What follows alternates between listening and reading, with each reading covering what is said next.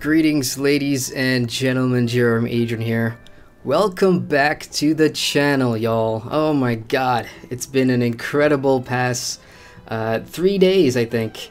Oh yeah, so for those of you that celebrate Christmas or are on a holiday or whatever, hope you guys have had an excellent Christmas season. Wishing all of you guys a very merry belated Christmas. And we are on the eve of New Year's Eve, which is pretty exciting. So what I'm doing tonight is a late night chill instead of a World of Warcraft leveling stream. And I kind of missed the last 2 weekends not streaming my leveling process for a while because unfortunately I had family stuff to attend, being the Christmas season and all, so I've kind of missed out there. I've missed out some leveling time as well. Alright, let me just get my things sorted out here. Right, so we're just gonna chill. Now, I am lacking sleep. I have had very little sleep over the last 2 days because I've been up all night working on stuff for the channel. Some of which I think you can already see, like channel art and stuff like that, which I'm really excited about. I've been working with this graphic designer, and I was just telling him, you know what's funny? Since the start of my channel, you know, I've only used like 2 logos for all my branding, and branding's important, you guys. If any of you ever want to be YouTubers or content creators, branding is kind of important. So I didn't really have like any graphic designing skills. I'm terrible at Photoshop. So finally this December I was like, okay, screw it. I have the means, and I want to thank all of you guys who supported, you know, my streams by through Streamlabs and leaving tips and stuff like that. You guys have helped me create that art, which I think is pretty cool. So I hope you guys like it. That's the new banner that I have, and the new channel avatar as well, which is really cool. I'm excited about that. But yeah, big thank you to everybody who supported me during the live streams and everything. So 2018 is going to be pretty big. I've got so much content plans lined out in terms of what I want to do. Yeah, reviews are still the big thing. Reviews are absolutely going to be the main content, I would say, for my channel. The 10 reasons to play or avoid, and of course World of Warcraft's the one that's coming right up. But I think I'll explain this further in another video about, you know, just entire new series of content that I'm going to be putting out really soon. So that's what I'm losing sleep over. And of course other stuff as well, like some of you guys have been asking for merch. I've been working on that. And as for other ways to support my content, I am on Patreon. I finally sat down, and it took me almost 12 hours to just crank out all things that I felt I needed to say, and you know, just what can I offer you guys in return, those of you that support my channel and want to see me take it to greater heights and introduce new types of content. So that's really what I was struggling with, but that's all done now. It's live. You can see the link in the description box below and in the card on the top. And yeah, do check it out. Again, it's completely optional, only if you want to, yeah? Right, World of Warcraft. Where am I now? I am still in Outland because, as you guys know, in the past 2 weeks I haven't really been able to progress anything that much farther. So I went ahead. I was in the Hellfire Peninsula. That's now done. I went over to Zangamarsh, again done, and Nagrand, or Nag. Okay, you know what? Pronouncing stuff isn't really my strength. I'm gonna go with Nagrand. Nagrand.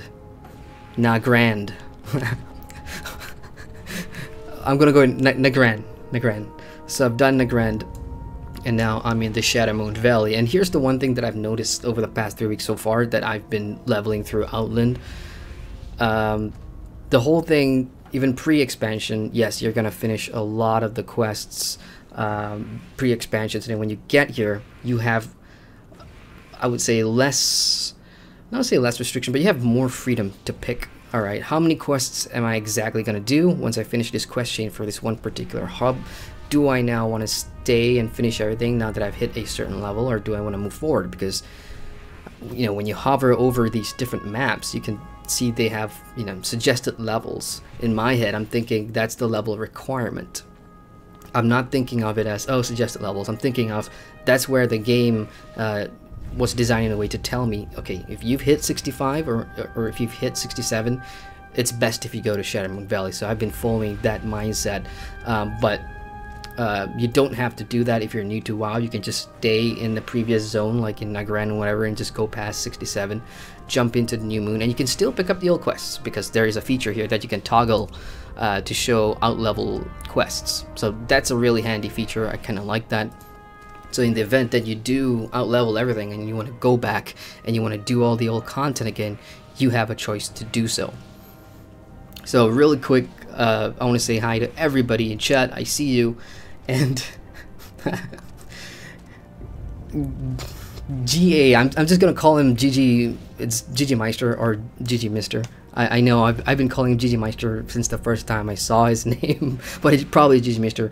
Dude, I want to thank you so much for your support, man. You've always been there, and in case anybody missed it, he has just pledged 5 on Patreon. So GG Meister, you are in fact my first patron on Patreon, and oh my god, dude, that means a lot to me, man. Thank you. You have done so much for this channel, dude. And you know what that means, right? Tier 3, you're gonna be in all my videos now, bro. You don't have a choice. So, and I'll get to your rewards after the stream, bro, I promise. And of course, do let me know what name you want on the end screen of my videos. Is it gonna be GG Meister, or is it gonna be your Patreon name? Let me know, bro. We got Nick Scry in chat, says, hey Nick, how you doing, man? How is your holiday season? How was Christmas for you? What's happening? And I know I owe you guys like an ESO game night. That will happen. Again, it's been a very, very busy period. So I will get to chilling out with you guys more often. Awesome, so back to WoW here. I have a bunch of quests that I picked up, like say 4 or 5 days ago, and I've just got to try to remember what are they for. Find the Deserter, the second course, the Legion Hold, and you know, for this particular story, when I've come here to this Shadowmoon Valley, the entire Outland storyline from the Alliance side has been really, really fun for me, especially, you know, learning a little bit more about the history of when the orcs got first tainted by the Legion, and this is what the consequences are after the, you know, past couple of wars here. And then you've got all these native species on this world, like I forgot the name of that race, but they're all here, and they're all, you know, trying to weave their way between surviving the tainted orcs, the Hellfire orcs, the Legion orcs, I don't know, some orc, and then you got the Legion demons themselves. So that part is pretty cool.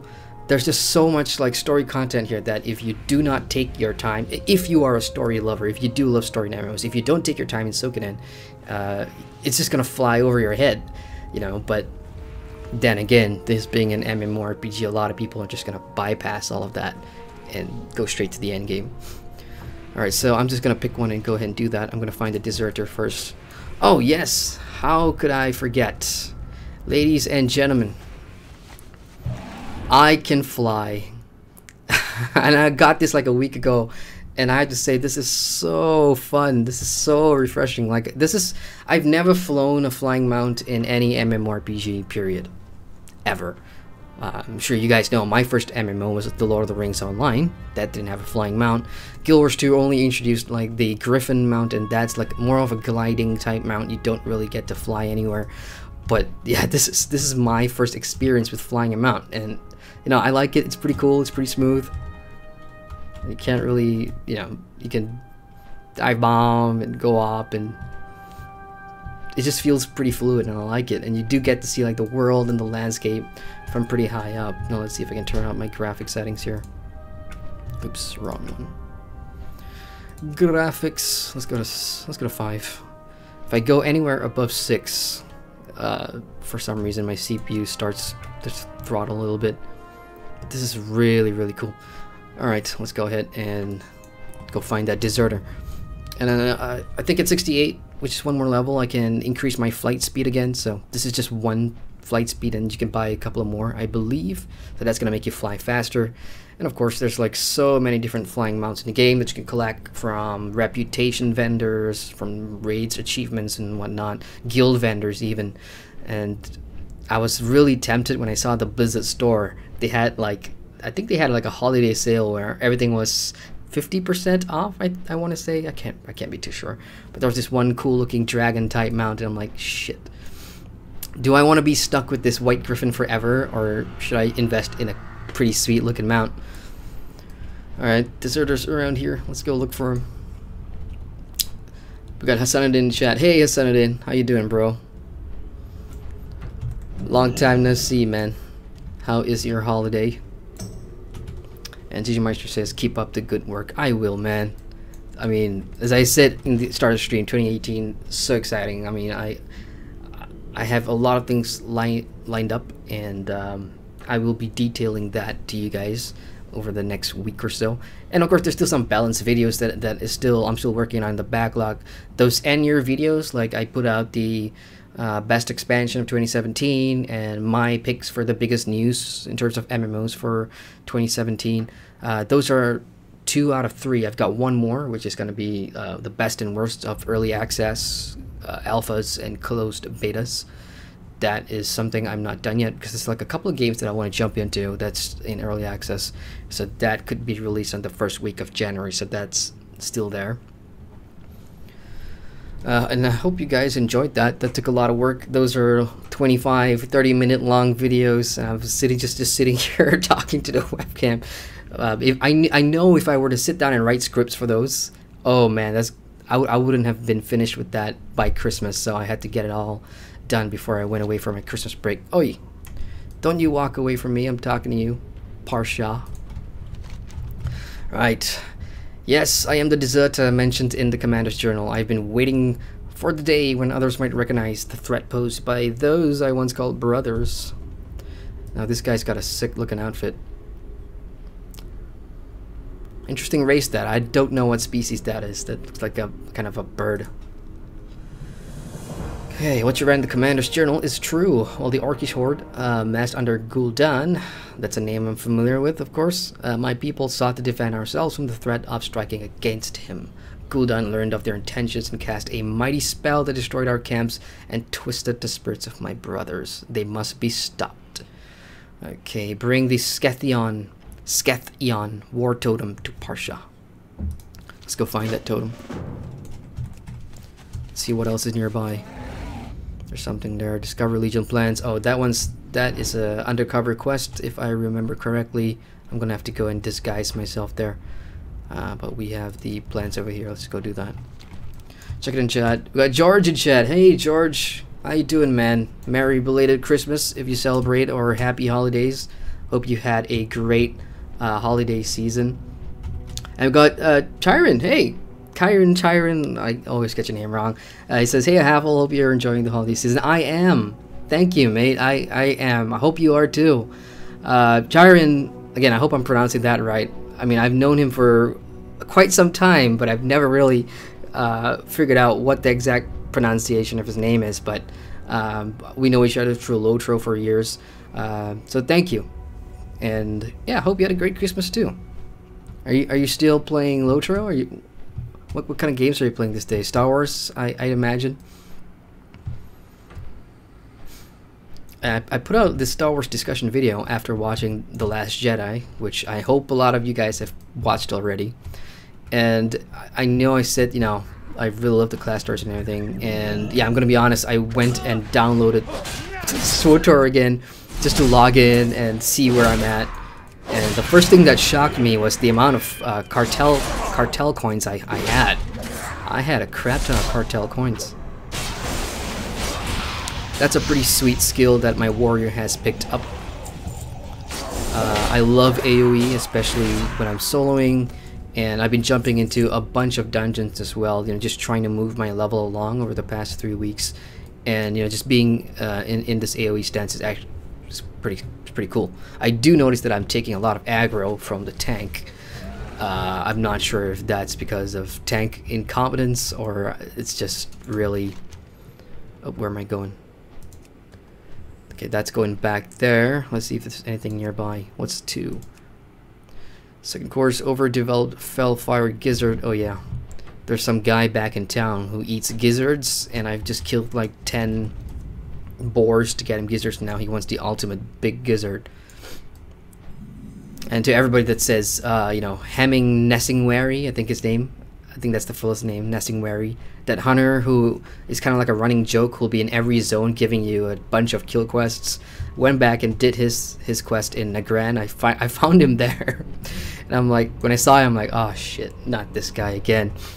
But, you know, in the end, as I said, you just take them all, you know you need the XP. And to be fair, as Digimeister told me, leveling from 60 all the way up to like 100 is going to be slower than anything.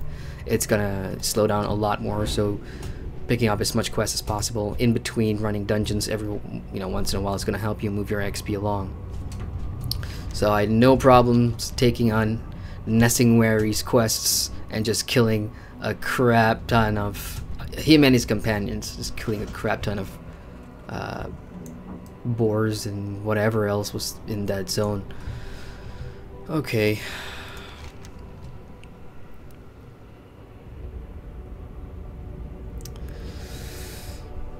Okay, kill several of them, so I don't really have a choice. Just gotta get off and start killing. I thought I heard like a bell or a whistle. That was weird. So in the meantime, while I kill some stuff, yeah, if you guys have any questions or anything about channel content, yeah, this is a late night chill. I'm pretty chill. I'm not in review mode at all, you guys. I'm so tired. So this is pretty much just me playing some Warcraft while I wait for a couple of things to happen. As I said in the earlier stream, I have set up like this kind of a merch shop, and I'm kind of waiting for my text information to, you know, complete and everything. Still waiting on a couple of assets for my channel to come in. I have rendered 2 new intro type videos. Alright, that sound I was talking about, that's actually a plugin that I have. I think it's called GTFO, if I'm not mistaken. Yeah, that's GTFO. GTFO is basically whenever you're standing in the shit. If you're standing in fire or, you know, AoE stuff on the ground that's gonna make you take damage, that alert's gonna be playing in your audio. So that's pretty handy. I kind of like that. It's super useful for dungeons and, you know, just knowing what you shouldn't be in or on.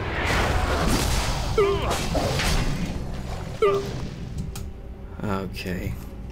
Well, it kind of sucks that all these freaking Hellfire stuff are in the crap. Come on, gizzard.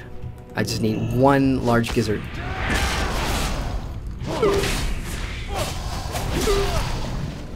Nah.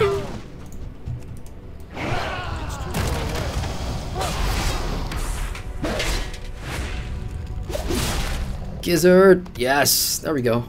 You know what? Meantime, let's also queue for a dungeon, because why the hell not?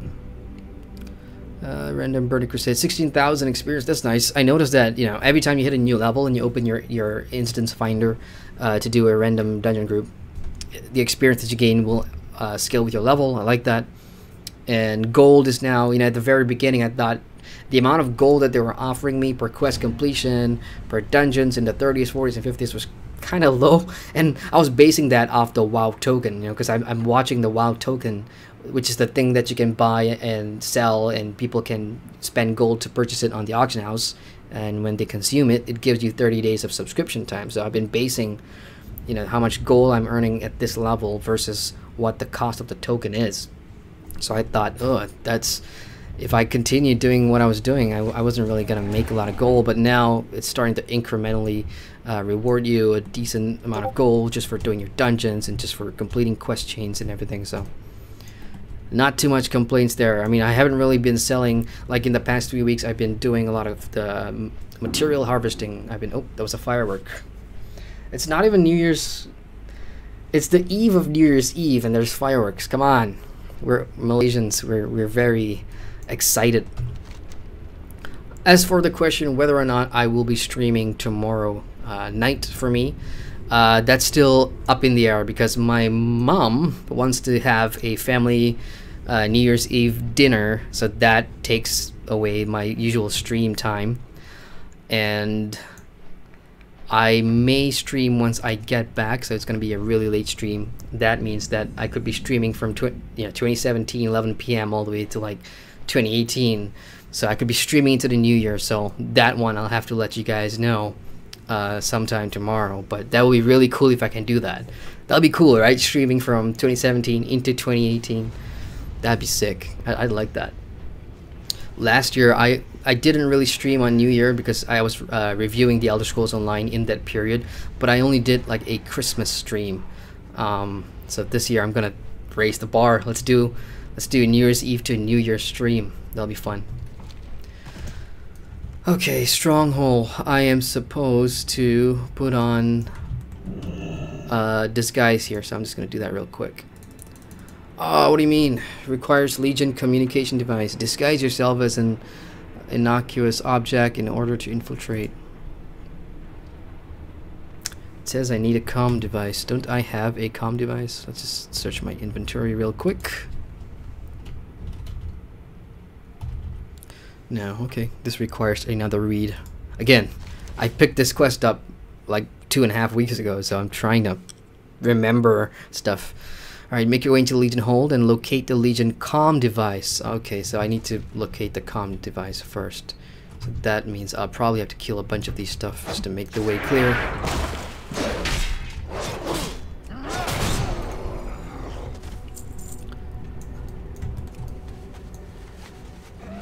Probably that thing on the ground that I see. Nope, that looks like... No, that's not it. It's somewhere here. Is that it? Alright, a couple of Hellfire cannons and stuff. Well, I'll just go and land somewhere in the middle and just take them all on. Assuming these aren't elite mobs. They are one level higher than I am, but it doesn't matter because my warrior kicks ass and kills stuff really, really quickly.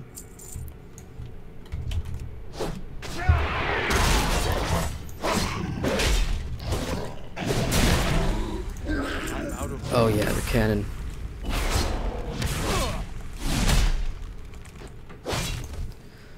One more, then we'll use that object.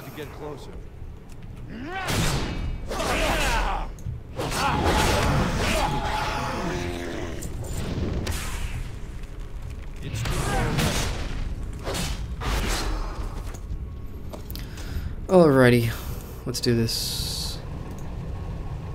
Create disguise. This will be fun. Sweet. Oh, you dumb fool. Don't you know when you see a box out of position, that's not right. Everything is in readiness, Warbringer. Tomb Lord Kazak will be pleased. You are to increase the pace of your attacks. That will require the use of all the Hold's Infernals. Don't worry about that.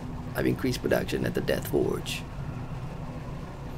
Okay, so Legion buggers are picking up the pace. Part of me questions why do we even need to be here? Like, I mean, from an expansion point of view, that's new content. Yeah, I know, but from a lore perspective, why did we actually come back to Outland? I kind of forgot. What's the reason for coming to the Outland? Because we do come back in Draenor, right? Worlds of Draenor. We do come back here, right? Or am I getting that timeline wrong? Hey, don't run away. Let's see if I can kill him. Oh, I can't attack him. Lame. Okay, screw it. Let's go back. Okay, while I'm here in the chat, I'm gonna see what my chat's all about. Oh no! I do apologize for my Nightbot. I'm sorry guys. Nightbot is being... I forgot to turn off the frequency of how that thing shows up. Yeah, Nightbot's kind of spammy. Here, let me turn off Nightbot. I don't want to see that. My apologies. Alright, Nightbot is gone from my channel now. Or at least for tonight. It's a late night chill stream. We don't want to deal with all that crap, do we? Right, catching up on chat here. Where are we? Okay. Chiron, awesome. So he's I got the spelling. I got the pronunciation right. Yay. Says, you're right. Have been having a great time this Christmas. Don't have to work, so lots of time for games. Yeah, I've been playing Star Wars recently and the occasional LOTRO session. Awesome, dude. So, are you anywhere in Mordor yet? Have you played the Mordor expansion? What are your thoughts? I mean, that's like the biggest sort of like expansion or content that's been released for LOTRO this particular year. In addition to all the instance cluster, the new raid as well. So, I mean, are you playing that? Because I kind of stopped, so I haven't really, checked out any of the instances. Gigi Musher says that BP is probably the add-on. Yeah, which is really handy. I think you were the one who suggested that to me, so I do appreciate that. Charian also says, are you enjoying WoW? Never tried it, but see many of the LOTRO fam have moved to WoW. Really? Whoa. Yes, to a certain point, I am enjoying WoW because, coming into the review, knowing that I've never played WoW, there's that level of expectancy and excitement of playing a new game that you've heard so much about, and have seen so much about, but I've never exactly played yourself. That's kind of, I would say, 10%. Of my that adds to the overall enjoyment of WoW, but most of it's through the game itself. I mean, simply because of the fact that I've been exposed to many other MMORPGs before WoW, and of course, a lot of people will argue that World of Warcraft it's not it's not a founder or it's not a grandfather, but it is an icon of the modern day theme park MMORPG. So for me to jump in and see what it's all about and experience these stories, I find that really fun because I am not an outsider when it comes to like Warcraft lore stories. I actually do have some background knowledge that really kind of, it's like sparking an old flame that you had in you from playing the old Warcraft RTS game, and to see that in this world, fleshed out further, it's really cool. And also it helps that the fact that I'm coming into this not as an MMO newbie, but as an experienced MMO player, so that could be a downside as well, because I can pick up on things immediately, stuff that I don't like, MMO tropes that I'm not particularly fond of. But so far, I'm really enjoying World of Warcraft, I have to say. And there's only been one game that I've reviewed that I forced myself to finish, MMO-wise, and I'm not gonna say what it is, but I'll let you guys guess what MMO I'm talking about there. Okay, oh, I got one more. Terran Gorfiend, let's go do that. I'm gonna have to put on my specs, my ghost specs, and kill some ghosts. Alright. George says, WoW is fun in small doses. I main a paladin at that. Just don't take it. Okay, we got a dungeon here. Let's go. Just don't take it too seriously. It can sap your life. That is a good tip, George. Not just for WoW, in fact, for every MMO out there. Don't take it too seriously or it can sap your life. I know from experience. I played Lord of the Rings Online for 6 years without... And it's shameful of me to admit this, but probably in my 3rd or 4th year in Lord of the Rings Online, I had friends that go on to other MMOs, and they were like trying to convince me to, give it a shot or check it out. And I'd be like, screw that. I'm playing the best MMO in the world, obviously, rose-tinted glasses. Kind of why I started the channel, because, once you have a taste of what's out there, you want to go see everything. So... yeah, but small doses, it's right. I mean, I don't have that luxury. I have to play daily, and I have been playing daily prior to the Xmas break, because I review games. That's what I do. But even in that capacity, you're in a different mindset, so it's not that bad. And that is why I love my AoE. What do we got here? That's intellect. That is not a stat I use, so I'm just gonna pass on that. Now for dungeons, what I really like is that some of the dungeons introduction, like you'll have an intro quest that you pick up from quest givers outside in like main town hubs and everything, and then once you get inside, that you'll find NPCs that offers a bunch of quests as well. And if you are allowed the time and the luxury to read through what's happening, oh, that's a nice looking thing, but it's a wand, so it's not mine. But yeah, if you are allowed that luxury and freedom to just read the quests and understand why you're in this dungeon and you know, what the objective is, it can be pretty fun. So in that regard, you know, I kind of wish I was in a guild and I had like 5 or 6 different, you know, friends that I could enjoy all the dungeons on level and take our time, you know, reading the stories and everything. And I imagine that was the case when, I suppose, at vanilla, and every time a new expansion got released, that's what the player base would do. You know, you'd take your time and you'd find out the stories of the dungeons and everything. Alright, just making sure I'm not being dead weight here, in case there's a certain mechanic. But it doesn't matter anyway, because it's super easy. So is that an upgrade for me? That is an upgrade. I'm gonna need on that. Oh yes, and of course don't forget to loot your stuff. For most of the quests that you pick up in dungeons, all the bosses will have a particular drop or a certain loot that they'll need. So when you kill big bosses or even, you know, just random mobs, be sure to loot the corpses. Oh, I'm coming.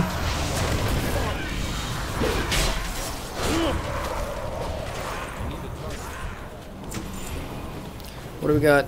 Nope, not for me. Not for me either. Onwards.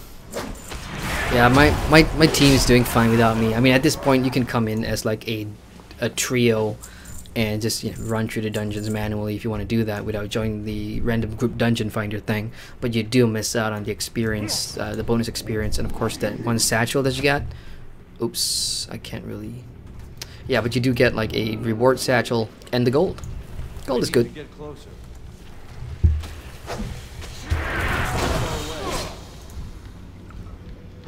Yes, give me more quest stuff, because that means more XP. And because I haven't played in a while, my rested XP at the bottom bar is decent. I think a couple of dungeons and I'll be in 68.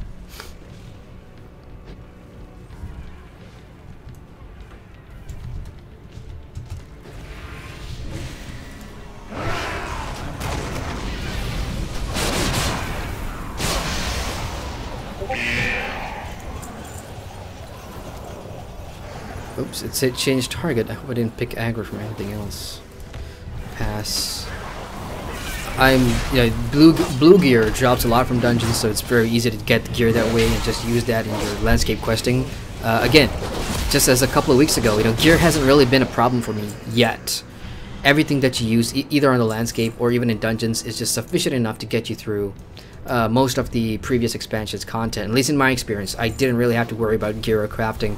Just dungeons just takes care of that problem, which is handy, I suppose, because the last thing that an old MMO needs is, you know, to bog you down with gear grinds at non-relevant channels, which I really don't understand the need for that, and that just, you know, it makes things so irrelevant. Every 10-20 levels you constantly have to grind gear. That just doesn't work, and I don't think a lot of MMOs have that anymore.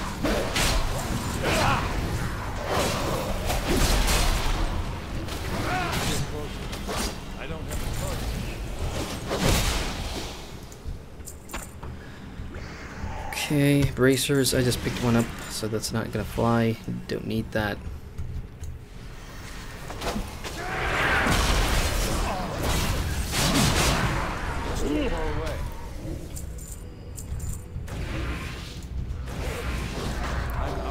Alright. I just got some sort of buff there. I wonder if that's for my paladin or not. I is stunned. Excellent. So that alarm sound is probably me grabbing aggro. I'm still trying to get used to the GDFO add-on noises, but I can only assume what that meant. That probably meant I just pulled aggro from the tank.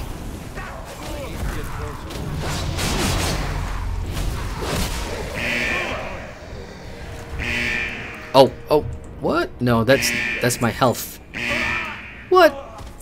What the hell just happened? Alright, I'm confused. What happened to me? Setek Spirit hit me for 2000 physical? Alright, a little confused there about how I died. Oh, come on, healer. Give me a res.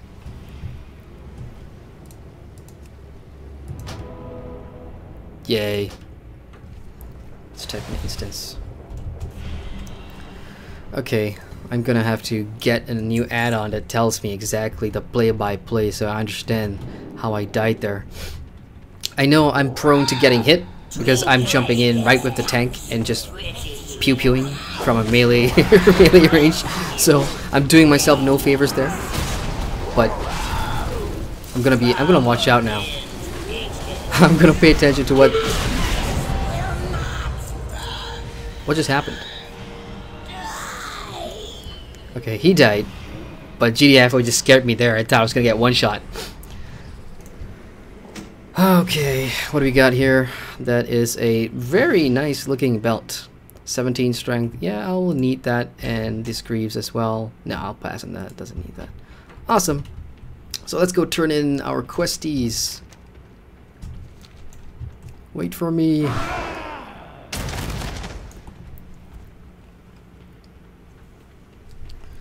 Let's put on our new stuff, shall we?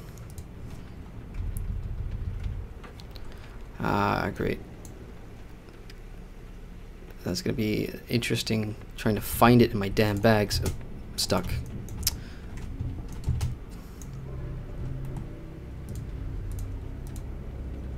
Oh, there it is. Yep, that's it. Oh, great. I can't use that until I'm 67, but after I turn this bunch of quests in, I will be 67. So that's what being away for 1 week and you log off in a tavern, it's going to give you a lot of rested XP. That doing a dungeon is going to just level you up. Boom shakalaka. Knowing that Laka is free means I can cut the rest of my ties from Sithik. Part of me will never forgive myself for Sith's death, but it had to be done. Where we just get this, I'll perform the death rites for him. So because I didn't really read like the quest text at the very beginning, I unfortunately don't know what the hell he's talking about, but boo-hoo, too bad. Ooh, that looks good. Yeah, that's an upgrade. Okay, I'll go with that. Anything with strength, I will take.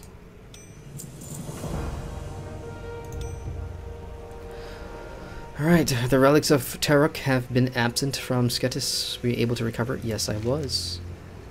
I may never truly be forgiven for my role in the crimes of Sethek, but perhaps by restoring the relics of Tarok to my people, I can redeem myself. Okay, good for you.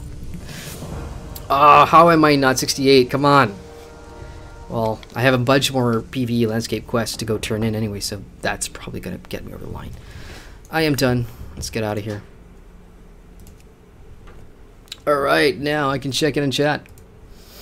Punk in chat says, hello. Hey, Punk. Sorry to bother your Middle-earth Shadow of Mordor gaming session. But, you know, this is a late night chill. I'm just going to be here for just a while more. Just chit-chatting with you guys. So, you can go back to playing your Shadow of Mordor if you want. I was on my way to... yeah.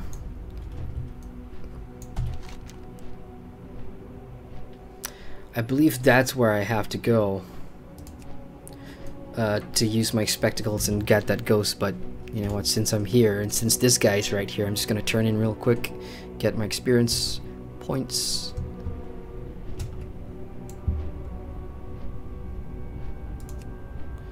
Except this kind of missing. Ashgar's totem is exactly where I'm standing on. But I don't see Ashgar anywhere. Oh, there he is. Randomly disappeared from the landscape. Woohoo. Okay, let's turn this in.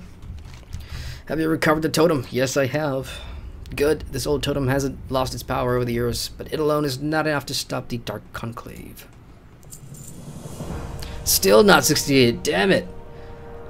Totem alone is not strong enough. We can combine it with other objects of power, forming a staff to focus the energies. What's up? Boopy donated $12. Boopy! Or Mr. Nobody 331 was your original name, if I remember right. But Boopy, thank you so much, man. I appreciate that. That is super cool. You've just made my super late night chill become really serious now. To try and make the stream worth watching, I suppose. But thank you. That I really, really appreciate the support, man. Really, really appreciate it. Awesome. So you are on Discord, yes? Yeah, I've got a cool surprise for you guys in Discord too. So stay tuned for that. Okay, obtain name pronunciations. Lions. Oi! Damn it! Would you just stand still and let me pick the quest? Obtain Leon's quest key from any of the Blood Elves at Eclipse Point and use it to open Leon's strongbox and claim the Rod of Leon. How many times in a freaking sentence am I going to say the name? Return the Rod to Parsha in the Magma Fields. Let's go do that. Alright, now you can walk off, Parsha. But yeah, Boopy, thanks again. Gigi Mash says, this quest is funny. It says, I think the 30-minute queue is because of the fact that DPS and level range. Yeah, I have kind of resigned to the fact that that's going to happen. Queues are going to be a problem for me because I picked the DPS class, and that's fine for me because I'm not interested in tanking. I'm not interested in healing, especially when I'm doing it for a review because I've got so much more to see. And being a versatile DPS class is the best way to level to review an MMO, my opinion. So Marsha says, sex bots incoming. Oh shit, that is so true. Holy shit. Yeah, now that I got rid of Nightbot, that's probably gonna be a thing now. We got John in chat. Hey John, how you doing? Long time no see. He says, hi Adrian, hope you're doing well and had a great Christmas. I've had a pretty excellent Christmas. I mean, I was working over Christmas. I write for an MMORPG site, which is overseas from where I am in my country, and you know, being a freelancer, you don't really have the option to write to your boss and say, hey, it's a public holiday around the world. Can I take a day off? Because Christmas was on Monday, and Monday, you know, websites, especially news sites, need to be populated with articles every day, so that's what I do. So I was working on Christmas on top of, yeah, stuff. But I had a great Christmas. It was nice catching up with friends and family. How was your Christmas, John? Did you have a good time? Charon says, still working through the landscape, but not finished it. And he says, it's so slow to level. Punk says, never winter.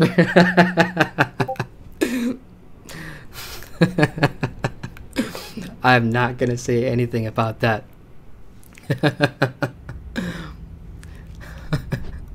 Naughty Punk. Alright, Lil Insane MD says, hey, GRM. Hey, Little Insane MD, how you doing? Happy belated Christmas to you. If you're just joining the stream, and I have, at the beginning of the stream, I had a whole bunch of, you know, updates and stuff that I talked about for the channel. So that will be, I'll probably do like a recap video just in case you missed it. Just give me a sec here, guys. My OBS is saying that I'm dropping frames and that the stream is lagging. If the stream is indeed lagging, do let me know and I'll fix that for you guys real quick. I just want to see why my stream is lagging. Is it because my OBS option? Oh, okay. Anonymous has pledged 5 via Patreon. And while it says Anonymous, I do know who it is. And I just want to say thank you very much. That just made my day, you guys. Thank you so much for the support. I truly appreciate that. And right after the stream, all you guys who donated on Patreon, I will send you guys your rewards right after the stream. But oh my god, thank you. Thank you. You know what's funny? I haven't even announced like Patreon has gone live on my channel. I haven't even done that yet. And I was gonna plan for a big Patreon launch and everything, and I did just put the link in there, but you guys obviously being the awesome people that you are, and you know, for believing in my content, believing in the channel, man, there's no better feeling in the world than just putting out content and being able to talk to you guys and interact with you guys. And there's so much in the chat, and I'm trying now to scroll down and talk to you guys. Let's do that. GG Micro says, those ghosts that hang around used to rape back in the day. Are you for real? Like, what do you mean? What do you mean? What do you mean rape back in the day? Like, is that really their storyline? They rape like people here back in the day? Oh, you mean they hit hard? Okay, gotcha. Boopy says, "Hey Adrian, hey Boopy again, dude. Thank you so much for the donation, Boopy. I really appreciate that." Teacher Maisha says, when you read the aesthetic stuff, you should sound like a bird. Like an old witch. I will try that the next time I do that, I promise. I can imitate a lot of different voices or noise sounds, but I've never tried a bird or an old witch. So that should be pretty interesting. I'll try that just for you. Charian says, I'm gonna hit the bed, man. Just popping in to say hi, catch you around. Hey, have a good night, Charian. Thank you so much for dropping by. Good to see you. You know, it's a shame that those of us in our circle, group of circle, we don't play LOTRO together anymore. But it's so nice to see you, Charian. And hey, have a good new year, man. It's coming up. Booby says, nah, chill, man. I watch a lot of your streams and I use ad blocker. Sorry, so I gotta support some. Please don't feel bad. In fact, I'm the one. I want to say sorry to everybody because there's ads on my YouTube channel, and that's how as content creators try to make a living. You know, when you start a YouTube channel, any creator who tells you differently is lying. You have dreams to try and become a full-time creator, and you spend hours and days, and you get so little hours of sleep just trying to figure out, how do I get this to work? What content niche, what can I offer people that will be valuable to them and make them come back for more? And ads are just a little incentive that YouTube offers us to try and get something out of it. But recently I have no idea why they've done the things that they've done, but that's I don't, just thinking about YouTube and their ad nonsense is pretty demoralizing, really. But I don't care. I'm just focused on giving you guys content after content. So screw YouTube for all I care. It's just that I host my content here on YouTube, and the tools that they have are sufficient. A lot of people for live streams, they'd rather do it on Twitch. Oh my god, yo, I am dying. Why am I dying? I just pulled a whole bunch of stuff.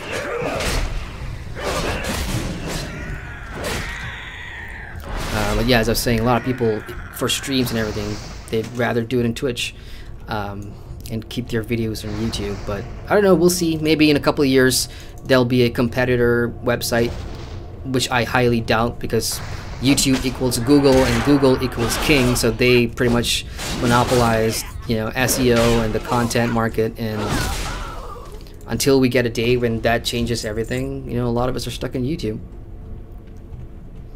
Alright, I'm gonna have to kill a bunch of stuff to get the key, I suspect.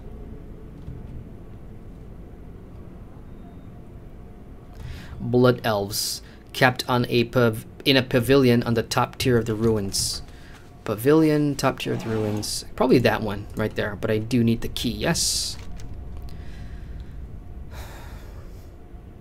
Who's holding the key?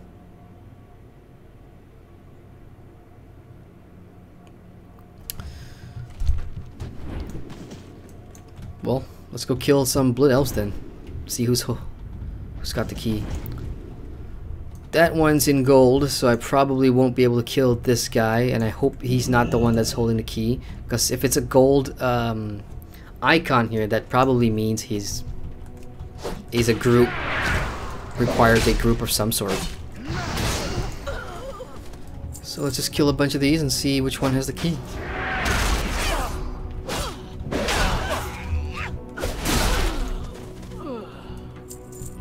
I have a bad feeling about this, y'all.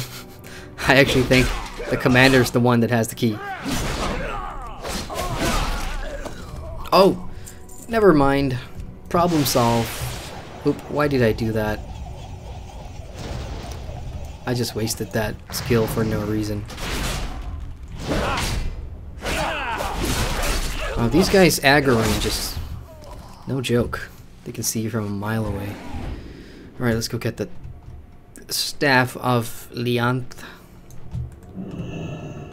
When I was doing like LOTRO streams and everything, there'd always be people in the chat that would correct my pronunciation of the names and stuff, and it's cool. I really like that because as a fan of Tolkien and as a fan of Middle Earth, I really like learning how to pronounce stuff properly.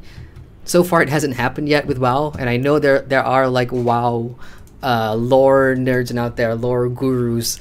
So I'm waiting for today somebody comes in and is like, that's not how you say it. John says, you are very welcome, Adrian. Thank you, sir. You honor me. Rico says, I just did the unthinkable. I bought another month of Star Wars The Old Republic.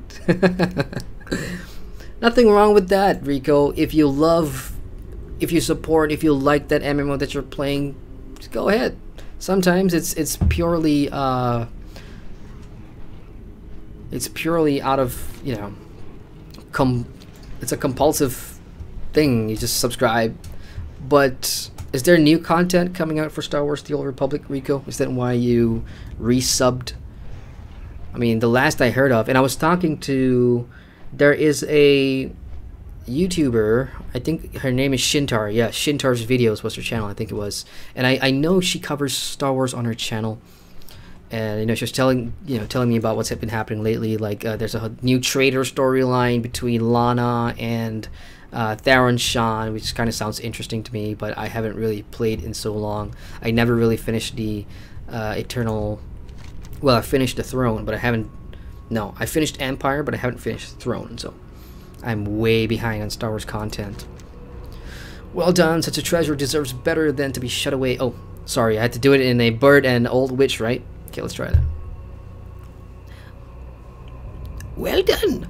Such a treasure deserves better than to be shut away in a dark chest. We shall see it used for a worthy purpose.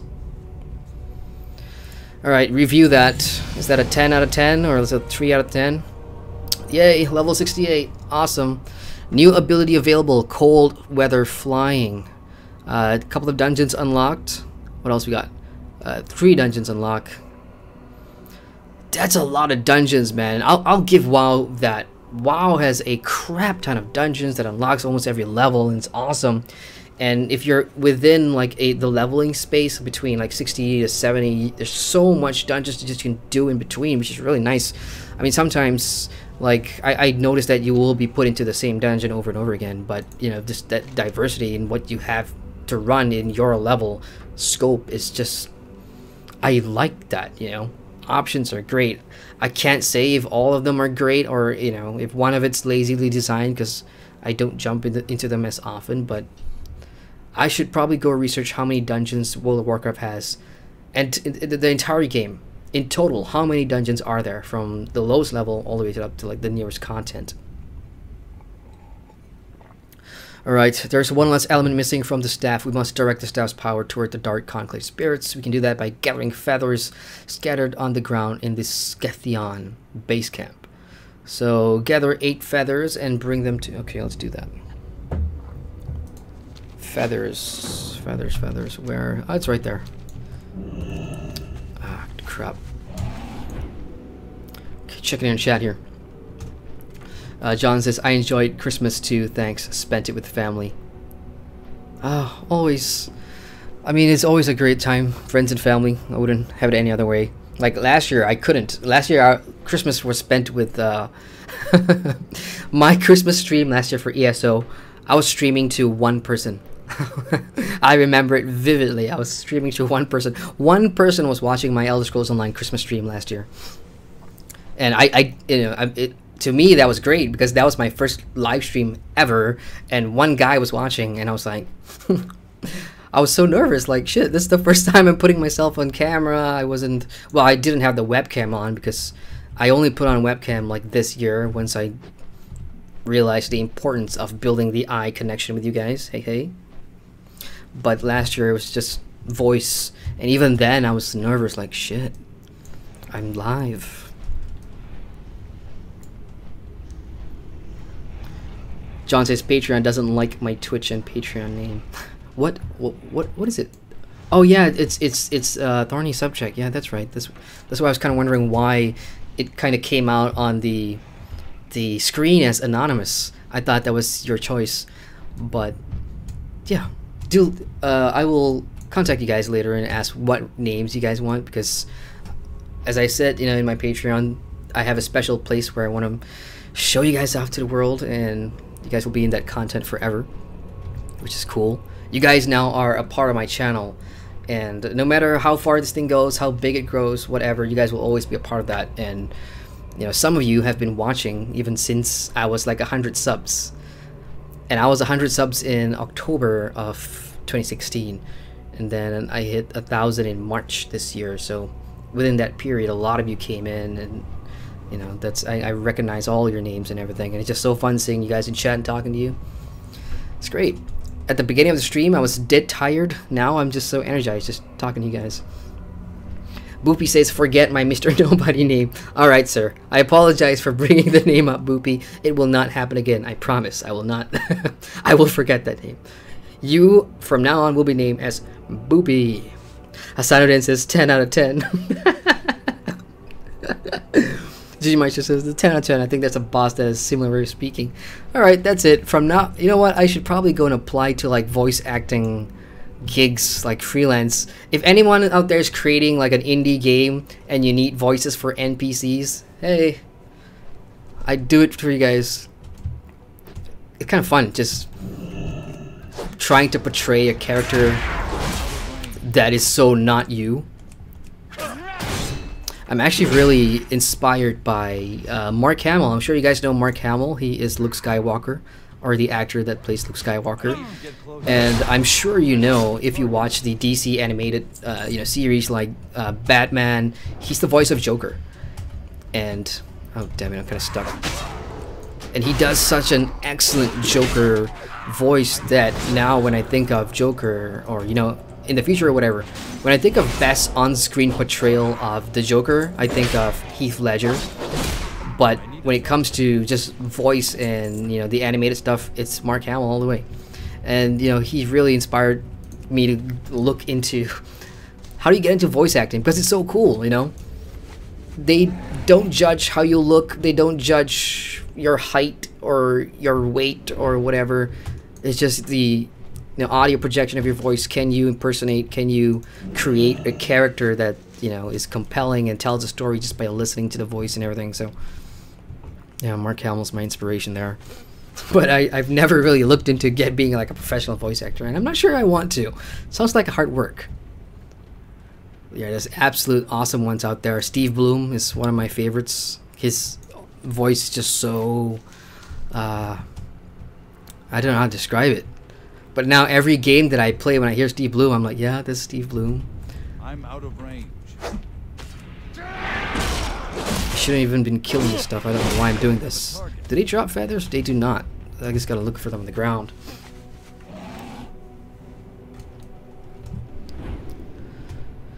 There we go.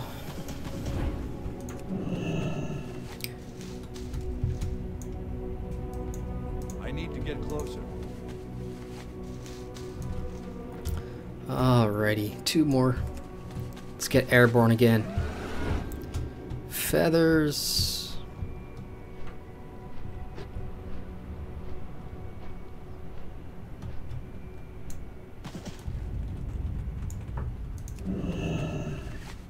Alright, before I went on my Christmas break, I created a Death Knight.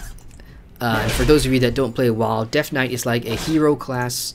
It is a class that was introduced after vanilla, so it's didn't launch with all the other classes. Then you can only play it on a server where you have a level 60 character, I want to say. And that character starts at 58. So when you roll a Death Knight, you automatically start at level 58.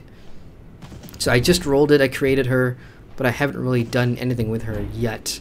So I was actually thinking about doing that in one of a future stream, just checking out a new class and mucking around with that. 735, of course. Oh, I've been checking the forums as well, and just seeing the Reddit. World of Warcraft has a Reddit, just seeing when people think 735 is going to be coming out. Because right now, I've already committed to try and put out the review January itself. But if 735 is going to come out like early February or late January, then I'm probably going to hold the review for 2 or 3 weeks, roll a Horde character, try and check out 735, and then complete the review in mid-February. So still deciding. I'll give it like 2 weeks into January to see if there's any further news on 735 or not. And if there's nothing, then I'm just gonna go ahead and finish the review. What can I do for you? Okay, so here we go. Legion Hold, what do you discover? Wing Commander Nguyen listens to your report, growing more alarmed with each sentence. So you're saying they have more than enough Infernals to intensify the bombardment. If we don't stop them before they can put the next phase of their plan into motion, Wildhammer's stronghold. Boopy has pledged 5 for Patreon. Oh my god, you guys, Boopy. Dude, thank you so much, man. Donating wasn't enough for you. You had to go and you know, donate some more at Patreon. Dude, that is so awesome. Thank you so much. That, oh man. Oh. Where's the champagne? We're gonna celebrate 2018 with you guys. This is freaking awesome. You guys are putting into motion a lot of the content plans that I have, and I can't remember what my my earliest goal was gonna be, but I think I'm very close to hitting the you know, releasing a new video series, which is gonna be, you know, covering the news aspects and everything. But holy shit, man, Boopy, dude, thank you so much again. I really appreciate that. Holy crap, that's insane. I don't even know what to say. I'll be thanking you guys the whole way through the stream. Boopy says, I'm stopping now. This is it. That's insane. That's crazy. Wow. Alright, I'm gonna have to regain my composure here. I wasn't expecting this at all. I really was not. I was just gonna sit here and chill late into the night with Warcraft. John says, yay, first Patreon goal almost reached. Yeah, that's super awesome, you guys, honestly. Okay, steady the ship. Let's do this. So you're saying that they have more than enough Infernals to intensify the bombardment? Alright, so this guy. So when I first got here, this was the only major Alliance stronghold in the area, and it's being led by this group of dwarves. The problem is, you know, every so often you've got infernal rock things, these buggers here that are just dropping from the sky, like you can see there. That's what it is, coming down. And so they're constantly under attack, so I suppose I'm like an agent that's trying to help them figure out how to beat them back and establish a foothold in the Shadow Moon Valley. I think that's what the context of this question is. So here we go. If we don't stop them before they can put the next phase of their plan into motion, Wildhammer's stronghold is finished. Oh, I totally forgot to equip my belt. Yeah, alright, that's pretty interesting. So I'm seeing this for the first time. Prismatic socket bonus 3 strength. I suppose you could equip some sockety stuff in there, but I don't have any. Let me just see, just in the event that I pick something up without even knowing I did. No, I don't have any. No, let's try prismatic. Nothing there either. Let's open that loot bag. Yeah, I know my bags look like crap, you guys. Unfortunately, I am a very messy player when it comes to inventory management. And that's why I'm really lazy and just like the auto sort function. Problem is the auto sort function for the add-on that I am using right now. I can't remember the name of this add-on, something bags. But whenever I do that, it just randomly puts all my gear into different bags. So where I remembered it the past, before I sorted, it's completely gonna go away. So yeah, prismatic, shift right click to socket.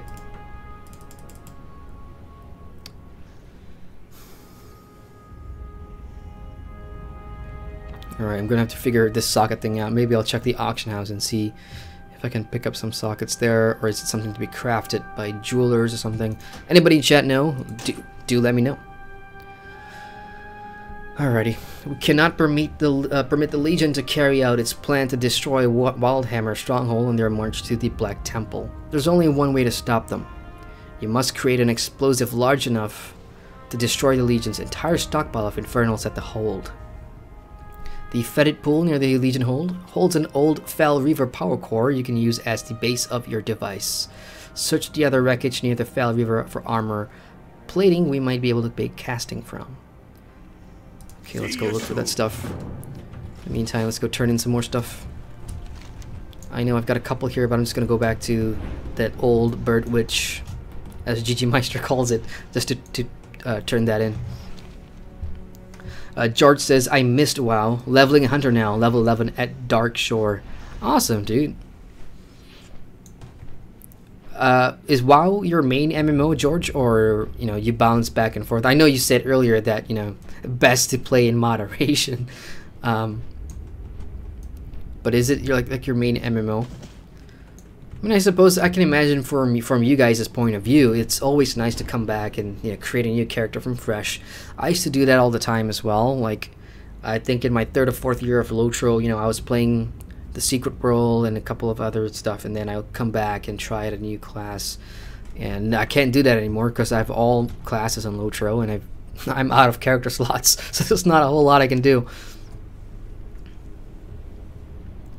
Nerd Mansion, hey nerd.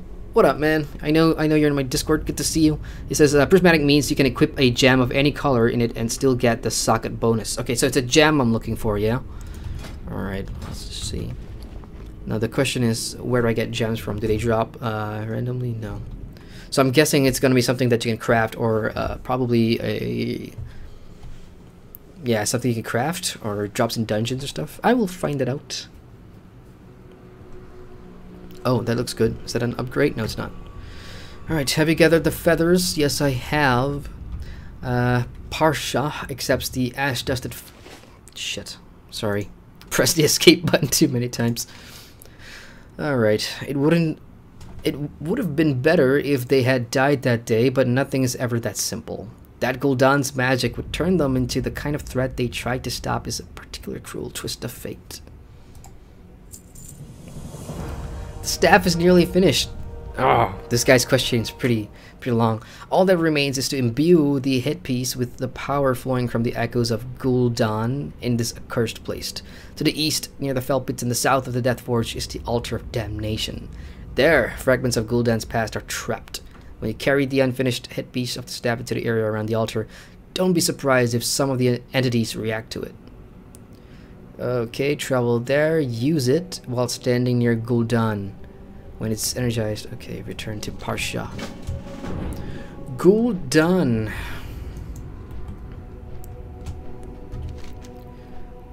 It's right there.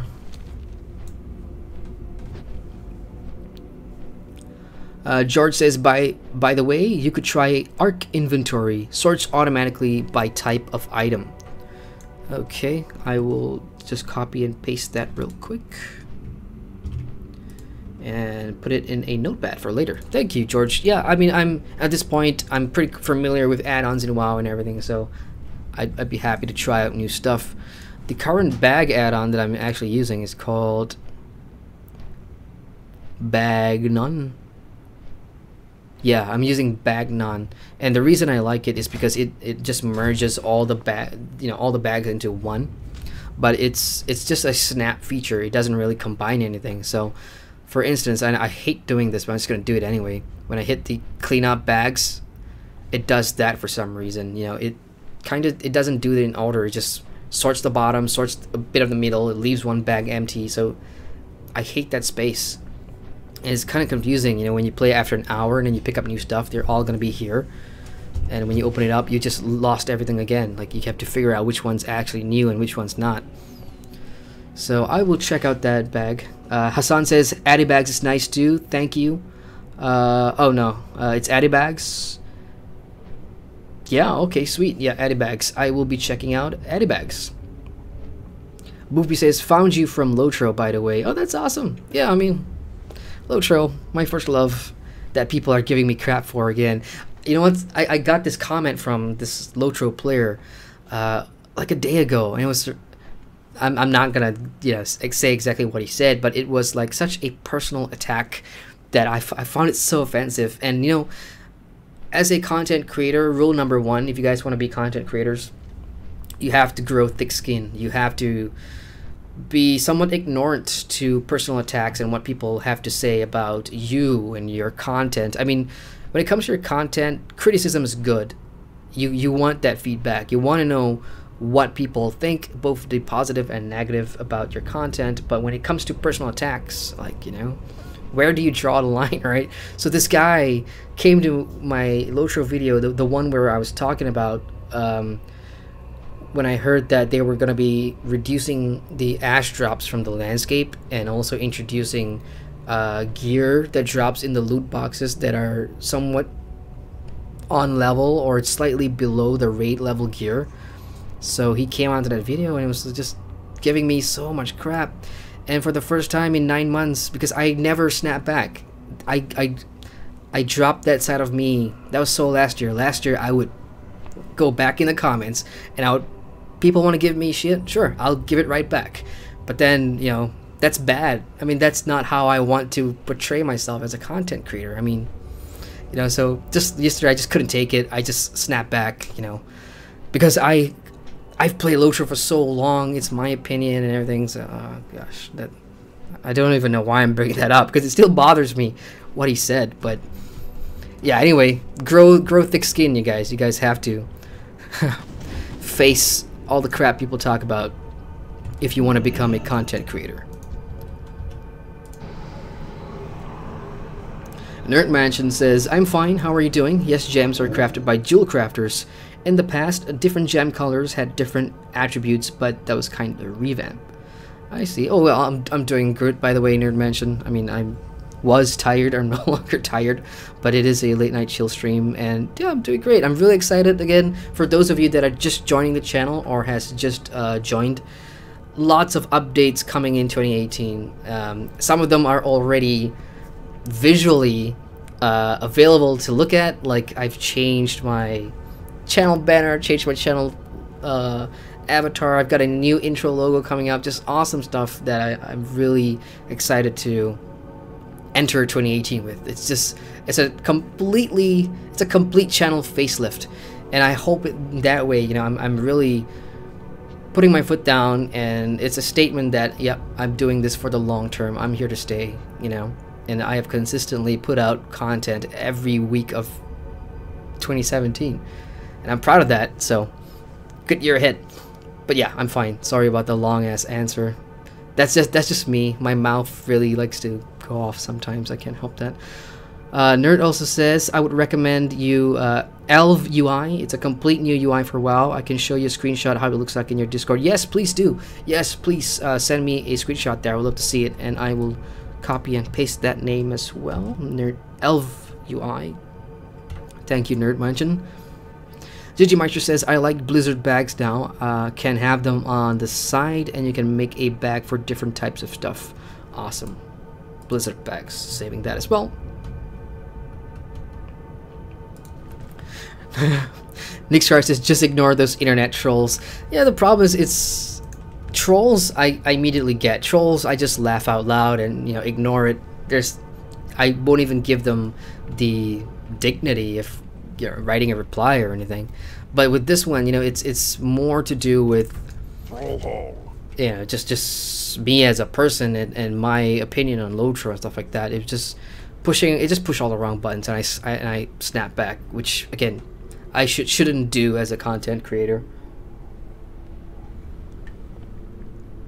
I just found a new quest guy. He's an orc, Earthmender Tarlok. Not gonna pick this one up just yet because I have a bunch of things to do. But again, I like that he's on the map, so I can always come back to him. I just want to turn in that hit piece gear quest and then move on. If I wasn't streaming, my ideal way of questing, which you guys probably already know, is obviously pick up all the quests, go do them all in one big round, and then go back and turn them all in. But tonight I'm just following one quest chain thread at a time, just chilling out. I get to enjoy the story a bit deeper here with you guys when I do it that way. And this bird dude, just every time I go and come back, he just seems to disappear. Like, what's the deal with the bird witch? Hey, Parsha, come back. Oh, he's further down there. Okay, that's probably a UI glitch or something. Because on my minimap he was back there. Have you returned with the imbued headpiece? Yes, I have returned. Parsha accepts the headpiece, handling it gingerly. This holds the power that we'll need to disrupt the Dark Conclave's efforts in the Sketh Eon base camp. One more. Awesome. And that's the big gear, so I'm assuming this is like the last one. And it is a pretty good upgrade as well. I like that. Let's do this. The spirits of the Dark Conclave seek to summon an ancient and powerful evil through a ritual conducted at the lava pits. Probably where I just was. Gul'dan's magic mingled with their own, empowering them to aid this creature in manifesting in our world. We must not allow this to happen. The death and destruction it would bring are unimaginable. Carry the staff with you to the site of the summoning and use its magic to stop the Dark Conclave once and for all. Slay Ritualist and use the staff. Copy that. I'll do that. Hey, really random question. Anybody here watch History Channel? Do you guys watch Vikings on History Channel? I just got into Vikings and I am so hooked to Vikings for some reason. Probably because Game of Thrones is not coming back until 2019. So I needed something, I needed a new TV show to fill in. And I've been watching Agents of S.H.I.E.L.D. I'm a big Marvel guy and I've been watching Agents of S.H.I.E.L.D. But there's no episode this week because they had a Christmas break, so I was just watching. Spent a few hours just watching the first season of Vikings, and I thought it was really good. I really enjoyed it. And Travis Fimmel, Travis Fimmel was in the Warcraft movie, so that's how I found out about Vikings, because I was on his Wikipedia page and I saw that he is in this show called Vikings, so I checked it out, and oh my god, I am so hooked. It's a pretty decent show, Vikings. I was just wondering if any of you guys were watching it. Wow, you guys drop like candy. It's too far away. I need a target. Alright, let's summon.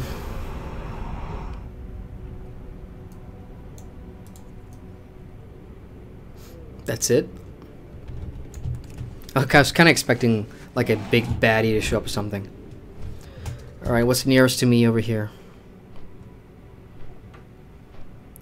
Okay, let's take the long thing there. Gives me more time to check in our chat. Nerd Mansion says, I was kind of irritated because your new channel avatar looks like the Switch logo. Oh, the Nintendo Switch. Oh, you're probably right. Yeah, it does look that way. I mean, I could change the coloring a little bit, but you know, I made like a creative brief to the artist that I was working with, the graphic designer, and I told him I wanted 3 colors for my channel's art assets. I wanted red, white, and black, because that just represents, I don't know, it's all you guys' fault. You guys in the damn red cap and red cap. I guess I'm to blame because I was wearing the damn red cap in the first video that I wore the damn red cap, because it was the only red cap that I have, and now you guys have made it a thing and I've got no choice but to use the red cap. I'm not complaining, I like it, but that's you know, that's all your fault. The whole red cap thing, it became a movement, and I know probably know Jay's not here, but it's his fault too. You guys in the damn red cap. Speaking of which, yeah, I'm not wearing the red cap tonight for reasons. It's hot and I cut my hair, so I just want to let that out for a bit. Discovered the Netherwing Pass. Oh, there he is. Am I actually wearing the glasses? I'm not wearing the glasses. I'm just gonna go put on those glasses real quick.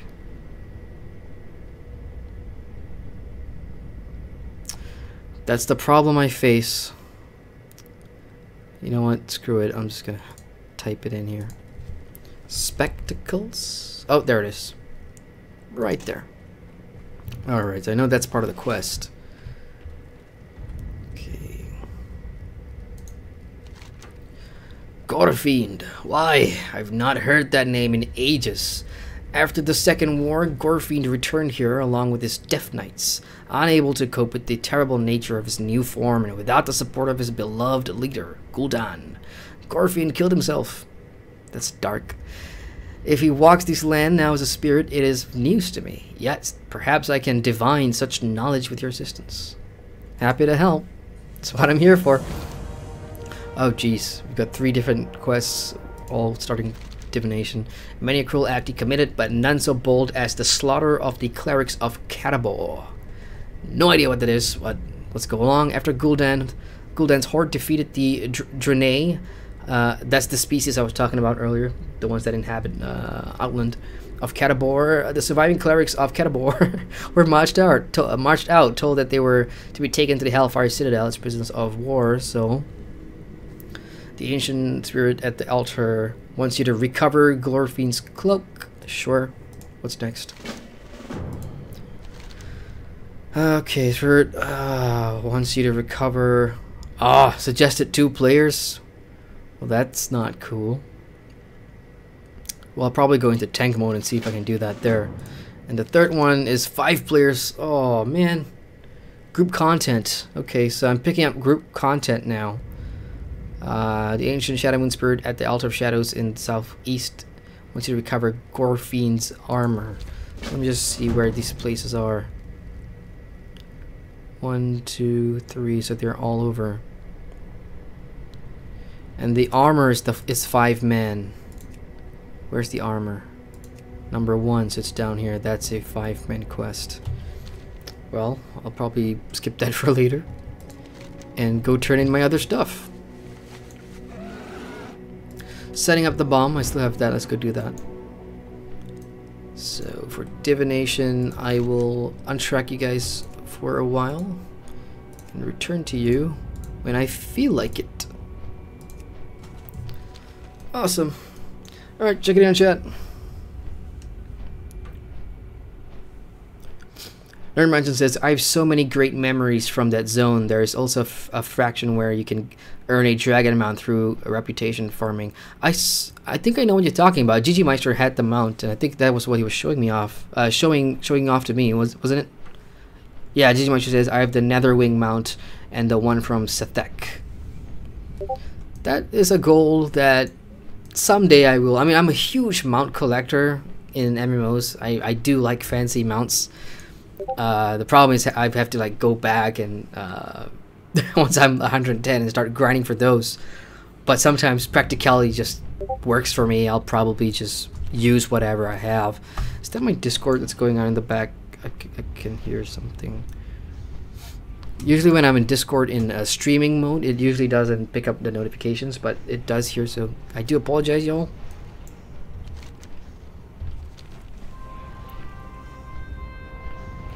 Nerdmunson says, not really. Some asshole spoiled one half of the story for me in a public channel in the MMO Rift. Oh no! I'm sorry. I'm sorry to hear that. Yeah, it kind of sucks. Why would anybody do that? Spoil the story of a TV show in an MMO. I've actually not seen that. Has anyone been through that? Like you're playing WoW and then some guy just posts Jon Snow dies on the chat, and you know, that would be crap. That would be so sucky. Boopy says, nope, never seen it. We got Lawfin. Sorry if I get your name wrong. Welcome, Lawfin. Hello, welcome to the stream. Gigi Marcher says, now the boof hair while choking. Oh. Alright, that's probably the metal that I'll be needing. And yes, my griffin can...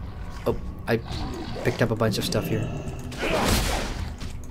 Mutant horror. I gotta zoom out to see. Some of the proportions of these monsters are pretty big, so...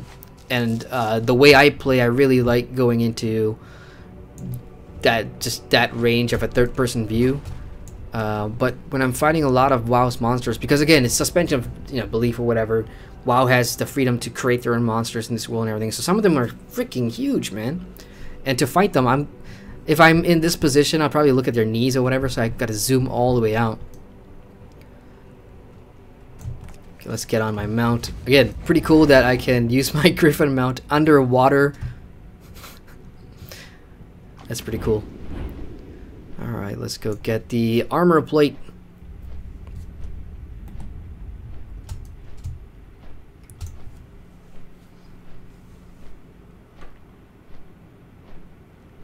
Boobie says, it might be better to zoom in more on the face in the YouTube logo since it's really a smart icon. Looks fine on your other sites. Okay, cool. I mean, once I uploaded that, I haven't really... Oh, shoots. What am I doing here? Yeah, that's what I want. Yeah, I mean, I've not really looked at it on other platforms, like on my mobile device or whatever, but yeah, I'll look into it. I'll probably zoom in more. And I got, you know, time to play around with it because on the 1st of January 2018, that's when everything is going to be final. That's when I probably will receive my new video edits as well.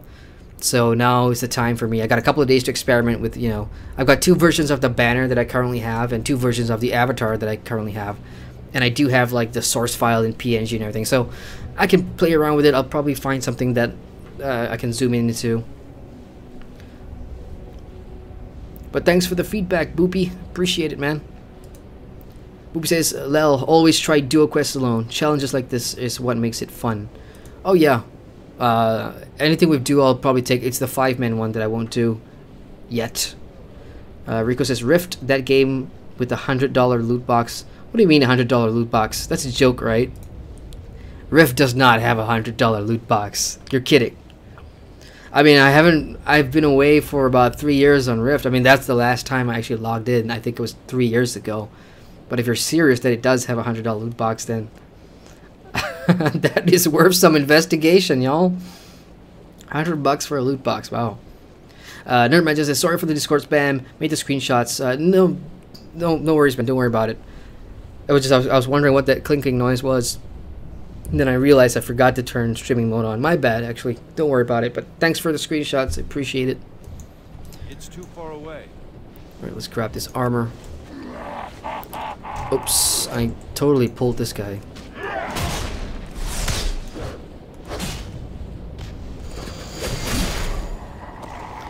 Interesting design, though. Whoa. Got the guy at the back, too.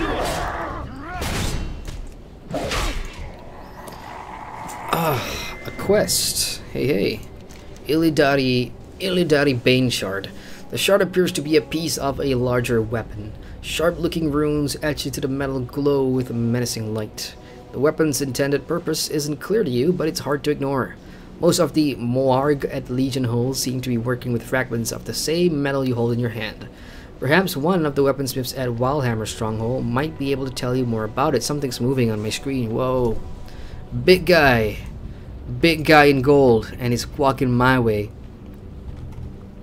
I'm not confident about taking that one on. If it was like a silver mob, then I probably would have, but not the gold. So bring the Illidari Bane Shard to Ordin at the Waldhammer Stronghold. Sure thing.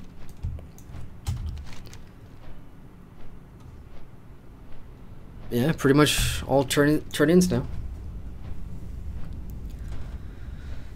At the rate I'm going, yeah, New Year I'm gonna have to create like a timetable. I never really did it for other MMORPG reviews, simply because of, you know, how big Warcraft is and the scale, the amount of levels and the amount of content and the pace of leveling and everything. What I was doing prior to Christmas was I was doing 2 hours a day, just casually leveling in World of Warcraft. I'm gonna have to up that up. I'm gonna have to bump that up to like 3 hours a day in January, to make sure that I do hit 110 and have spare days to check out other forms of content before I start penning the review. That's my homework, January 2018. It's like next Monday. Alright, you, the guy who wanted the gizzard, here you go. Overdeveloped gizzard. This is fantastic, but I just received some incredible news. Let me guess, there's a bigger boar, or it's a bigger fell lizard with a bigger gizzard. I was wrong. Long story short, I used to work with a blood elf named Teotis. My partnership with Teotis dissolved once I got into gourmet living. He decided to take it upon himself to continue research using my inventions. Anyhow, he had some of his horde goons using my Arcanoscorp probes at the ruins of Bari lava flow and discovered the mother of all Dimetrodons. Yeah, so it's a bigger one, but this time it's just a hide and no longer a gizzard. Very well then. Just a fun fact, I know gizzards are like popular, I guess. I can't stand the taste of gizzards, especially the texture when you chew on it. It's not something I'd consider edible. My mom loves gizzards. I hate it. It's just preference. What have you got there? Ordian accepts the weapon fragment from you. I haven't seen something like this in a long time. Sure, it's made from a rare ore, but this is destined for no mundane weapon. It is infused with a magic intended to destroy demons. If you obtain this from the Legion, it must be some kind of secret weapon. They're planning to deploy against Illidan. Illidan. What a find. With a larger supply of this material, we might be able to forge a weapon for you to use. The 2 pit lords at Legion hold. Ah. Alright, here comes the group quests. So this is for 3 players now. Ordian Thunderfist at Wildhammer. Stronghold wants you to bring him Mazakradon's Glaive and Morgrog... Damn it. Morgraron. Morgraron. Let's go with that. Morgraron's Glaive. Suggested players 3. At least give us like a blue gear or something, because it's like group content. At this particular level, in terms of population, like, there's only gonna be so many people running around, and I can probably ask in like region chat, hey, who's around, who wants to do this quest and everything. And they do have a dungeon finder, but yeah, it'd be nice if they had like landscape quests and stuff. I don't know if 735 will introduce such a thing, but you know, if you want to run a certain group content or group landscape quest on level, maybe have a group finder to match the quest of the zone that you're in that level. That would be pretty cool. Otherwise, the few options that you have is ask your guild, hey, who wants to help me out with this quest? I'm only so and so, and there isn't a lot of people in the zone that I'm in. So 735 hopefully will fix a lot of these issues, unless of course, I mean, I still consider myself a newbie. I've barely scratched the surface in terms of what I can do with my class and how I can gear it with, you know, better gear and everything. So I'm sure there are people out there who'll probably tell me you could just solo the damn thing, and I probably will. Setting up the bomb, you have the materials to the wing commander. This should do the trick. Should make quite an explosion too, if I say so myself. The device we've assembled won't win any beauty contests, but it shouldn't be capable of destroying the infernals amassed at Legion Hold. Judging from what the Fel River Power Core's energy did to the Fetid Pool, it holds a respectable amount of explosive power. If you set the device off in the middle of the green glyph at the hold, it should be in range to hit all the infernals. Let's do it. Mission impossible. Let's go blow stuff up. Oh, I forgot. I'm not on my griffin. Why do I get off my damn mount? I need to get rid of that habit. Whenever I turn in quests, I just get off my griffin for some reason. I'm still not used to the idea of flying him out, getting on the ground. That one extra quest that you see on the minimap, that's actually a task. That is another 4 or 5 man group content, which I'm just bypassing at the moment here. I have one more turn in here, and it's the old bird stuff. Oh, look at that. That's new. Whoa, hey buddy, chill. Coming out of the sky to jump me is not cool. That was fun. But yeah, because I have my glasses on, the glasses that I have on is from a quest giver who allows me to see ghosts and dead things, so that's pretty cool. I like that. The phasing. WoW does have phasing, which is nice. If you know, some parts where things change depending on quest completion and everything. Handy for immersion, I suppose. It is done. Have you stopped the Dark Conclave from completing their ritual? I have. I have sought a way to stop the Dark Conclave for years, and you have succeeded where I failed. The Conclave's dark rituals will threaten us no more. I often feel guilty for abandoning my fellows all these years ago, but now I finally know that I made the right decision. If not for my wavering conscience then, I might have ended up as a shade among them. Now, gimme, gimme, gimme. Mine, mine, mine. I want that leg plate. Looks good. Of course, unless I pick up a better one in a dungeon or something. That's the Fel bomb. Oh, it's already there. Don't really need to do anything with that. Okay, let's go. Where is this big boar? I mean the Dimetrodon. I'll probably pick that on the way back. So let's go do the Fellhole ones first. This one, the Glaive. This one is, I forgot. Is that 5? That's 3. No matter. Let's go set up the bomb. Right, checking in on chat. Rico says, Gizzard Entertainment. Oh boy. Good one, Rico. Good one. Gigi says, gizzards might be a culture thing. Yeah, probably right. I would agree with that. Oh, he says, try custom group for group landscape quests. I shall when I land. Let me just finish up reading the chat here. Boopy says, I have never heard of gizzards. Looked it up. I have also never seen this stuff. Yeah, Nick says gizzards are gross. Yeah, I mean...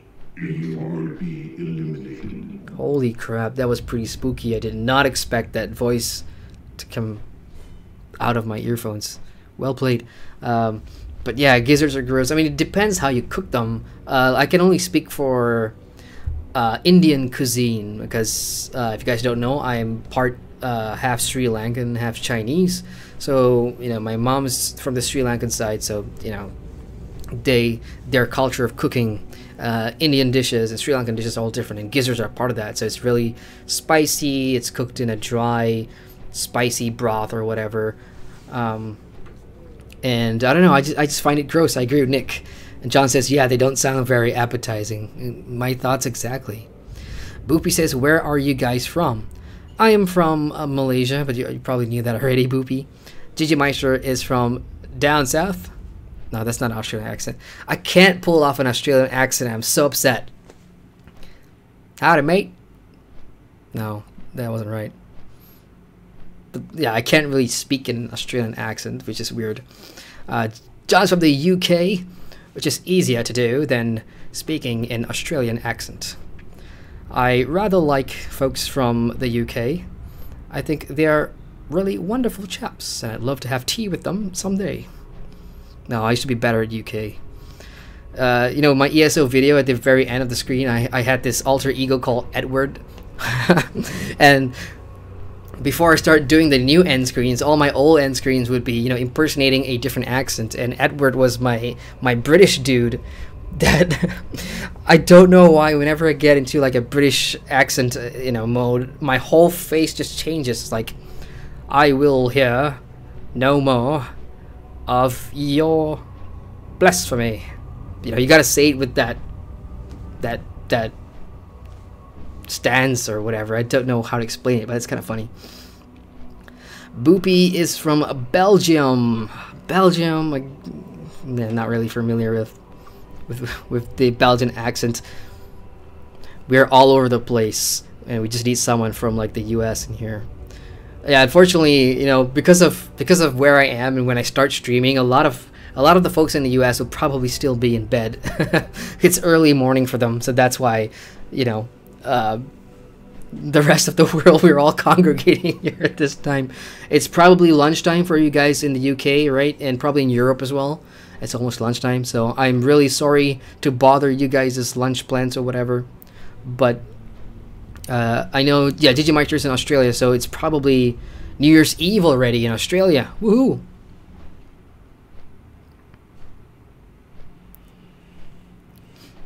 Digimeister says, I have an account on his server, just didn't want to crowd his stream. Oh yeah, I mean, tonight's stream, I just wanted to, my real intention for hosting the stream tonight was just to let you guys know that I'm alive. The streams are going to be continuing. The leveling streams are neither here nor there because I don't know if I can stream tomorrow night because it's New Year's Eve and my family has plans to have a New Year's Eve dinner, which is kind of rare. We actually don't do that, but just earlier today, my mom was like, "Hey, want to go out and have a good meal for New Year's Eve?" And I was like, "Great." When I have plans to do the streaming thing from 2017 to 2018, we got dinner, but.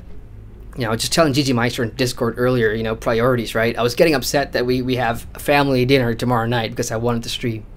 Hashtag priorities. But again, about the stream tomorrow night, if I come back early, you know, I will try stream, because I really want to have that on history on my channel of me streaming from 10 p.m. or 11 p.m. on the last day of December 2017 into the first day of January 2018. That'll be super cool. It's like an achievement unlocked. Nerd Munchin says, I'm from Germany, and I could tell because of the Munchin there. And you know what, Nerd Munchin, if I could learn one language, one additional language, I would pick German.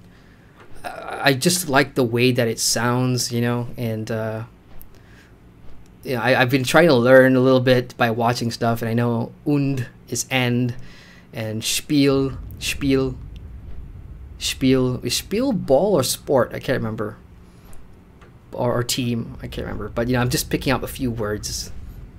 And of course Rammstein, I love their music and I'm a big fan, and just listening to their songs I can pick up a few words, but I don't necessarily understand the full song, but I do know, like, you know, what the titles mean and everything. So yeah, I would love to learn German someday and just speak it fluently, because it just sounds cool. I like it. Booby says it's 4 p.m. in Belgium. Well, it's not too bad, so it's just past lunch. Mid-afternoon here, lunch finish. Awesome. Balls for lunch. Now I'm getting hungry for some reason. We got Revaloon in chat. Hey Rev, long time no see. Welcome to the stream. He says, hi, it's middle afternoon now in Western Europe. Oh, lucky you guys. What I would give to go back in time and get some sleep. But anyway, you know what? Sleep time is coming anyway, so I really shouldn't be complaining. Okay, destroy the Legion Hole Infernals. That seems to be...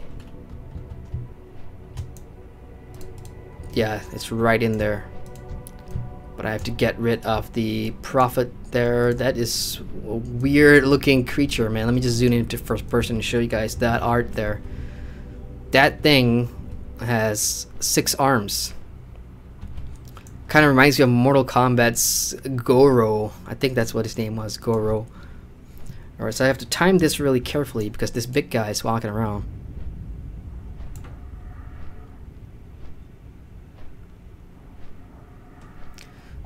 Oh, he's so slow. Move it.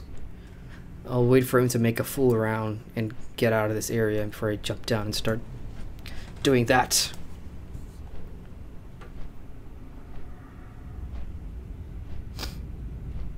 Nerd Munchin says Spiel means game. Ah, I knew it was related to either ball, sport, or game because it's from football. You know, one of my favorite players is a German player, so when I was watching his interviews, you often hear him, you know, blah blah blah blah blah, Spiel, blah blah blah. And I was like, okay, it's something to do with football. All right, so that means game. Copy that. Boopy says always love when people try to pronounce Dutch. Is that a challenge? Okay, here we go. Pannenkoeken. Pannenkoeken? Pannenkoeken. I don't know, you tell me. 1, 2, or 3, which is more accurate. Here we go. Die.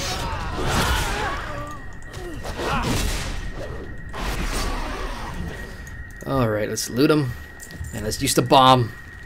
Let's watch it blow up. Wow, wow. That's pretty cool. Arrive, blow stuff up, leave. Actually, you know what? Ah, it's these guys with the glaives. Alright, I'm gonna go and park myself up here and go into my tank stance, which I've never done before, so it's gonna take a while of me just readjusting my skill bars and everything. But I will try. Oh, I don't have a shield. Damn it. Alright, you know what? Just to make this stream go smoothly, I'm just going to do all this solo quest stuff, and then whenever I get the time, I'll just complete the stuff on my own. I should really make a habit of keeping a shield with me at all times. You know, for my YouTube avatar, on my first brief, I was like, I wanted to be holding a sword and a shield, sword and board, but then I realized it's kind of too cliche, and there's like so many other YouTubers out there that has their avatar holding this sword and this shield. I'm like, I don't want to rip anybody off. I just want to, you know, find something I could associate with. So I told the artist to, I showed him a sword of, oh, the name of the sword, I forgot the name of the sword, but it's Aragorn's sword. Narsil. And I said, it'll be cool if, you know, I actually wanted to be doing that, like just leaning on the sword, you know, with a smirk. But then we ended up with the just chilling in that stance, which I thought was pretty cool. Alright, let's go kill the big bugger. I'm gonna fly over this Legion filth bowl thing just to see what's up there. The fell pits. You know, you don't really realize how huge the scale of Warcraft's world and map is until you actually come to this height and you look at everything down there and you realize, holy shit, this is pretty big. And for all the zones that they have and all the maps and everything, like I've reached the max now. So my griffin is making noises to tell me that it doesn't want to go up in space. So let's stop. Stop. That's the maximum height. That's how high I am, and I could just about see, you know. It's freaking awesome, man. Gotta give it to WoW. It's like huge world. I mean, in Guild Wars 2 you can do something similar. Like you could use the Griffin or whatever to go up to the highest area, and then you could just see the landscape and, you know, the depth of the map and how much space, cubic space there is to explore. You know, between ground and sky, and that just puts things into perspective. That, oh my God, this is a big world, and I like seeing that in you know, in the MMO that I play. It just puts things, as I said, into perspective. It's pretty cool. I've just passed by my objective, fortunately, because I talk a lot. All right, there you are. This is a level 70 mob, but it won't matter.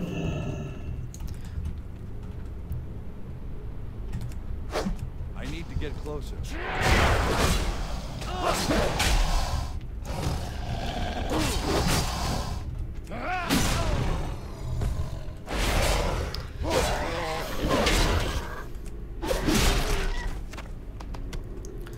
Ta-da!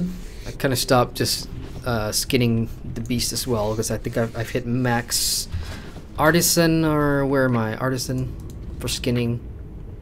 Yeah, I need to go and find a skinning trainer and just up it up again so I could start seeing my points progress.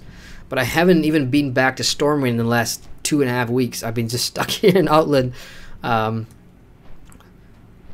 kind of wish there was like an auto port that will take you straight back to Stormwind. The easiest way for me to do that is probably take a Griffin bird all the way back to the Hellfire Peninsula where the portal is, and then from there just portal back to the Mage's Tower in Stormwind, and then do all my admin stuff like auction house. You can see I'm a hoarder. I've been hoarding all these leather scraps and whatever, and I do sell them. I mean, it's just quick money, it's just quick gold, but I still, you know, I want to see how much I can actually make in terms of gathering all the, I wouldn't say irrelevant, but just low-level stuff and selling that off. Righty, check it in our chat. Where am I? Nick says, you still gotta finish that whiskey tomorrow. I hate to break it to you, Nick. The whiskey's still outside. There's very little left because we've all, as a family, been drinking over the holiday season, so I think I've got half a bottle of vodka and a bottle of wine left. So if I am streaming tomorrow, that's probably what I'll have. Revelin says, yeah, sorry, haven't been able to watch many streams lately. Currently actually just listening while I'm wasting time in Elite Dangerous. Dude, don't. Why are you saying sorry to me if you can't watch my streams? Don't worry, man. Just, it's no... My content is always here. If you miss a live stream, it's going to be saved to the channel. It's always there for you to go and watch on your own time. You don't have to catch me live. I mean, it's cool if you catch me live because, you know, I can interact with you guys and everything, but, you know, it's not like a big deal if you miss it. Don't worry about it, man. But Elite Dangerous, huh? So, that was kind of funny. I was just talking to Gigimeister about Elite Dangerous earlier. So, are you liking that? Would you prefer Elite Dangerous over... What's the other one? What's the other space... sim type thing? Star Citizen, and of course No Man's Sky. Who can forget No Man's Sky? Gigimeister says, just kill it. They're all undertuned now. Oh, sorry, Gigimeister. I just completely left and just did another objective. Rico says, German sounds coolest when spoken angrily. Let's not go there. But I do know what you're talking about. I mean, especially like the band Rammstein, you know, when it gets into that aggressive mode, it's really interesting. Boopy says, okay, this just made my day. Gigimeister says, stay DPS. Tank can mean dying without DPS. Okay. Gigimeister says, now dismount. Sorry, man. I mean, I'm just playing without actually keeping an eye on chat. So and there's like a delay. So I'm probably like a minute ahead of you guys already and just bumping through the content. Nerd Mansion says, can be used for both a board video game or sport, also match. But to be honest, German football is a language in itself. Like drunken German, most people don't know what these fools are talking. We got Thurston in chat. Hey Thurston, how you doing, man? Hey, good to see you. Hope you had a great Christmas and holiday season. And yeah, welcome to the stream. I shared a bunch of updates about my channel in the early section of the stream. And I'll probably do a recap and a separate video for everything that I've planned for 2018 moving forward. So just in case you're realizing what you missed about the channel updates, there'll be a recap. Do not worry. But good to see you. Rico says, Star Citizen Galactic Cash Up. Oh, are you telling me that Star Citizen is all microtransactions now? I mean, I don't know. That game, that's one of the games that seems to have been in early access development. I don't even know if it's still in early access or it's in like an alpha. Close something now, but it's been in there for so long, right? That's crazy. Ravaloon says Star Citizen or No Man's Sky. Didn't try any of those, waiting for Star Citizen to get more fleshed out before buying anything. I mean, if I would probably pick Star Citizen because of just the production values and the production quality, and just based on what I know that they've already made in terms of like the story and the characters and how much depth and control and, you know, detail that goes into you and your ship. So I'm interested to see how that plays out. No Man's Sky, I've played it when it released and I hated it, like absolutely hated it, because in the the cool thing is that the planets were all different when you got there, but the mechanics and what you were doing, essentially your progression on every planet is the same. You're doing the same things.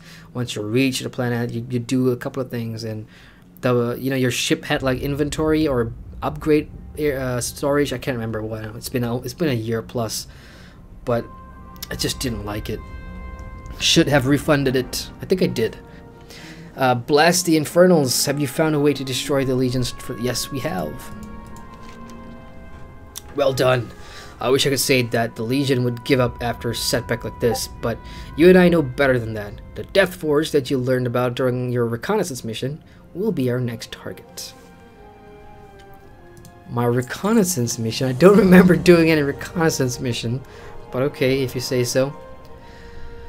From your findings at Legion Hold, we know that the Legion's Shadow Council allies are producing Infernals in the Death Forge. I've dispatched a small scouting party to keep watch over the area, but they're not able to accomplish everything we need. If the Death Forge is left alone to operate, they'll rebuild the Infernal stockpile that you destroyed at Legion Hold. I want you to meet up with the Stormer E1 Wildwing at the Death Forge Tower to the northwest, overlooking the Death Forge itself. Okay, I will. Keep your feet on the ground. Pleasure working with a dwarf. Haven't really seen a whole bunch of you around. So Eyes for Desire and the main course left to be turned in. Let's turn this one in. Greetings. Special of the day, Felspine's hide.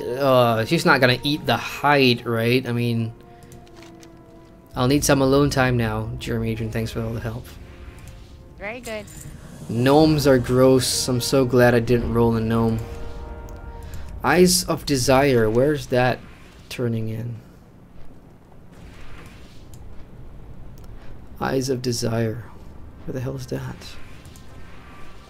Oh, it's in the dungeon in Sethek's Halls. I forgot to turn in a dungeon mission. Great. Well, I'll probably go back in there again. One more. And see if I get the same one again. Okay, let's go report to the Death Forge. Let's go. Hold up a sec. A bunch of new quests just popped out and my voice is just going. What's wrong with my voice?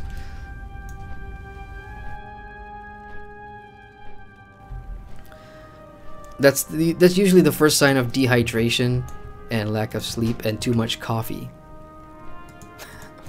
I know my body very well. I know what's coming up. If I fall sick in the start of the year, I will be so pissed off at myself. But, you know, it's necessary evil. You gotta work. If you want to grow your channel, you gotta work. Okay, I'll leave you alone. What do you need, stranger? The Hand of Gul'dan. The elements need your help, human. The Shadowmoon Valley has been subject to unspeakable evils. The spirits remain tortured to this day. Many are enraged and unwilling to commune with the Earthen Ring. Help this world healed, friend. Directly northeast of the Wildhammer Stronghold, you will find an area known as the Altar of Damnation. Make your way there and speak to Earthmender Torlock. Alright, we're about to split up, I believe, in terms of options of which kind of quests I want to be looking at. So, the Hand of Gul'dan Tower is... where is it? That's there. Death Forge, it's there, so we got 2 up here, and then... oh no. Actually, where's Earthmender Torlock? Oh, they're in the same area, so that's cool. Nice.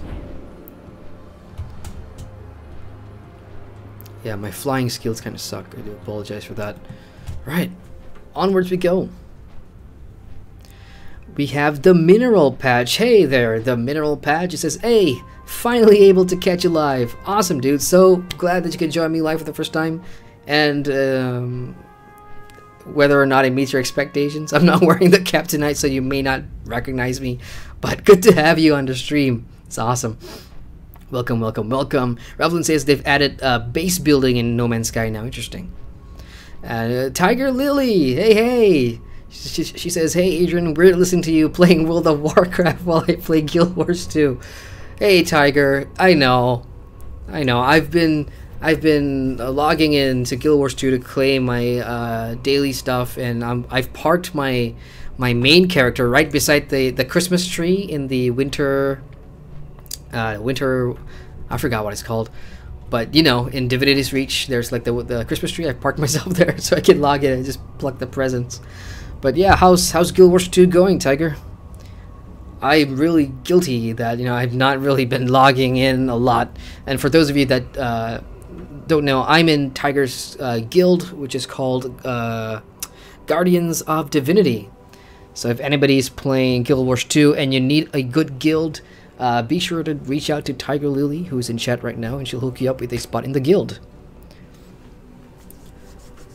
And speaking of Guild Wars 2, really interested to see the next chapter of the or the next episode, I should say, for the Living World story. And now that, you know, there's like a kind of like a break in between Guild Wars 2 content, that's sort of giving me the license to, okay, you know, rush on, let's get a review out, let's work on the channel, let's do stuff. Otherwise, I'd be putting out more content for Guild Wars 2. Rico says, I'm running Star Wars Dungeons in the background. Star Wars Dungeons, you know what's the first thing that comes to mind when you said that? For me, it's the Black Talon in Star Wars The Old Republic. I will always remember the Black Talon. The Black Talon is the first, what is it called? Star Wars Dungeons. Flashpoint. There you go. The Black Talon was, I think, the very first Flashpoint dungeon, a 4-man dungeon that you could do on the Sith side, the bad guys. And the story there was pretty interesting. I mean, I still remember it today because I thought it was so fun, and the way that, you know, if there's 4 of you and you're all 4 of your friends, you know how Star Wars has like the dialogue system and everything. So you go into a dungeon and you're talking to like a quest giver, and you can just mess around with the quest giver by picking funny things to say back at them, or you can just comment on how ugly they are, or, you know, you can kill people just by the dialogue system. I thought that was really cool. So each of the 4 of you in the dungeon will roll. There's an RNG system to decide who's gonna pick the deciding choice in the dialogue wheel. So that was really cool. I had such great memories of the Black Talon. Boopy says my Unreal Engine keeps lagging. No fun. Oh, what? I'm not gonna pretend to know a great deal about programming or, you know, coding or whatever. But how? I mean, if you're just working on an Unreal Engine program right now, like, what are the system requirements for that? Do you need like a super epic PC to do programming and stuff? I don't know, because I have no experience in that, so I'm not gonna pretend to know. So yeah, let us know, Boopy. I mean, you're like the first like programmer or coder that I actually know, so it's kind of fun hearing your perspective on things. And do you plan to be a game designer? Because in the future, if things become, whoa, screen shake, what's happening? My screen is shaking. That's weird. It probably just happens randomly because of the thing over there, maybe. But yeah, in the future, you know, my dreams, part of my dreams, if I could afford it, I would. You're hearing it here first, because this is a late night chill stream. Everything goes. One of the things that I really want to do is start my own studio, and create my own game. I want to create an MMORPG because I have my own ideas and, you know, just ideas and opinions about what makes an MMO fun and what I think we haven't seen before in MMOs. And, you know, I have stories. I don't really have like world building. Like, I don't have a world that is as rich or as deep as Middle Earth or, you know, Azeroth, and that takes a lot of time and work, especially when you're making an MMORPG. The setting is what's going to take the most time to create. And while I am a writer, fantasy fiction writing I'm not really good in that. I'm more factual based type writer. I'm a copywriter by trade. I'm a PR and marketing guy, you know, but fantasy writing is not my forte. So in the future, if I do have the funds, I will do that. I'll start my own studio, I'll create my own MMO, and I'll piece together a super group. I don't know where I'm gonna find them. You know, here I am in freaking Malaysia and everybody is in the West, so that's just the dreams and goals. Nerd Mansion says there's a video about what is your race of your main WoW saying about you. And it's kind of funny because they say if you made a human, probably some Lord of the Rings fanatic. Whoever created that thing is probably right. I mean, when it comes to me, I am a Lord of the Rings fanatic. I'll definitely admit that. I mean, that's what really made me fall in love with fantasy in general. So yeah, that video might have a point. It is good that you came, human. We have much work to do. Did I just come here? Yeah, we must try and make amends. We must commune with the elements of this region and see if anything can be done. I grant you the totem of spirits, human. No. If you slay an enraged elemental spirit in close proximity to the totem, it will consume the elemental soul. You must use the totem to consume many souls before you may return to me. Do this for the spirits of fire and earth first. Return to me when the totem is full. Okay, where's my totem? Earthmender Trolloc wants you to use the totem of spirits to capture 8 earthen souls and 8 fury souls. Let's go. Let's find these souls. Yep, there we go. These are earth spirits. It's too far away. I'm just gonna try and use that. Did I get it?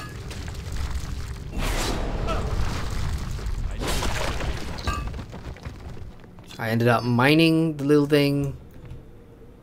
And it's on a cooldown as well. Damn it. Alright, there's probably instructions that I missed.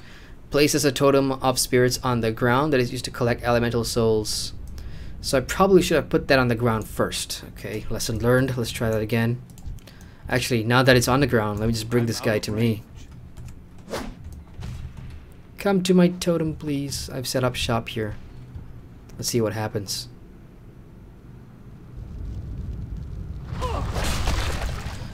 probably have to kill it now. Yeah, that's how it works. Okay, copy that. I think I'll set up my totem somewhere where the density is pretty high, or else I'll be doing this for quite some time.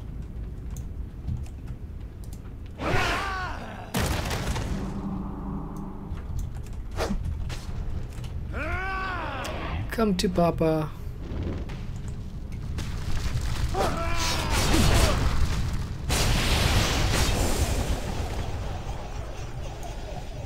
Okay, fire spirits there. At least they're all in this area, so it's just a matter of just waiting for the totem to be off cooldown, and then pulling it to where my totem is. Come to my totem. Come, come, come. I wonder if you're near enough. Yeah, this one's good.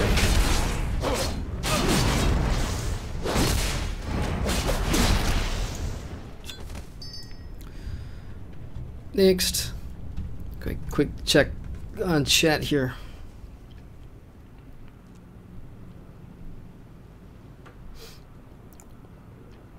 Nerd Matches is MMO Origins. Punk says, create your own studio, get everyone to give you money, buy rights to Lotro and make it great again. Nah, I will never touch. My memory of Lotro and Lord of the Rings and everything is going to stay in the past. You know, what I've experienced in the past is golden, and I don't want a newer remake or anything to ruin that thing for me, because I'm worried about, you know, if the new one comes along. I mean, we are in an age, guys, and I think some of you may agree with me. We're in an age where there's like a need to reboot everything, and some of it doesn't make sense. It's just for, you know, cash reasons, for cash grabbing reasons, or, you know, for studios to make money off of of an old or aging or classic franchise. And most of the ideas for reboots don't even, it's not even great. I mean, if you really want to take the franchise further, it has to be something absolutely, I don't even know how to explain it, but yeah, I'm just tired of the whole reboot culture thing that we have. And for MMOs, I haven't really played any MMO that went from 1 to 2. I know games like, for example, Guild Wars 2, it's 2. It came from Guild Wars, and that was a necessary evolution because of times, technology, what you can accomplish with, you know, modern MMO, and the amount of stuff that they've introduced in the new MMO. So in that regard, that's fine. But for a new Lord of the Rings game, what can you do? What can you possibly explore? The One Ring and the entire journey was already done in this Lotro. So a new Lotro MMO would have to be, for me at least, explore a different age entirely, or just leave it as it is. You know, let's just kill it and let it die. Let's remember it for what it was, and play another game. I don't know, but yeah, I don't want to see like a Lotro 2. Why? It's just so counterintuitive. Maybe I know some of you out there might like the idea of seeing a Lotro 2, or, you know, some other form of that, because of newer graphics and a 64-bit client and, you know, things of that nature. But yeah, my stance on that is if it's not going to add anything significantly, then just let it die. Rico says lore dungeon lore exclusive to loot boxes. That would suck, wouldn't it? If you want to explore this part of the story, pay for a loot box. Rudy, hey Rudy, what's up, man? Welcome to the stream. He says you would need a tremendous amount of money for that vision. Yep, I'm aware. That's why it is a long-term dream that's probably never going to happen. But if given the opportunity and in that situation, like, I don't even want to lead the project. I want, how do I say this? Like, I don't want to be like the CEO or whatever. I just want to have an input in an MMO that you know, has my ideas and stuff. And trust me, guys, when I say I've got ideas, I've got ideas. But you're right. It's unlikely that's ever gonna happen. Which bloody tank decline? Damn you! Oh, what's this? That's a lot of words. Oh, it's the FAQ for my bar here. Alright, let's keep killing spirits and stuff. And you know what? My eyes are killing me. I'm getting a slight headache. I'm gonna need my specs back. Again, excelente. Let's do this. And again, the tank is the last one. Awesome. Now the problem is trying to remember if this is like the same dungeon that I was doing earlier, so I can just straight away turn in that quest. The Machinar. The Machinar. Oh, new quests. Yes, I'll take it. Even though I know there's no time to read it because the team's already started kicking ass. Oh, gear. Passing that one. Passing that one. If it doesn't have strength, I don't want it.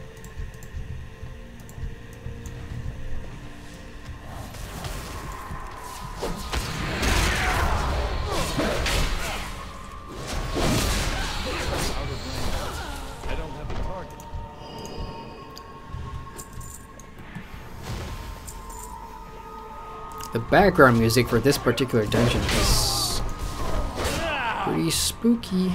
It's too far away.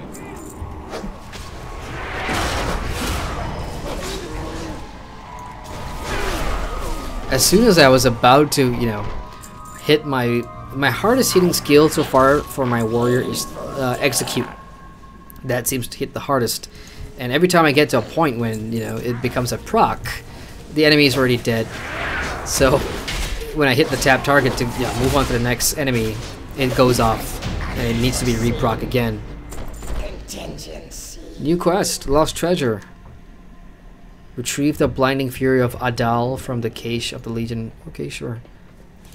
Some dungeons give you quests right at the beginning. Some auto bestows them to you when you hit certain checkpoints or at the beginning.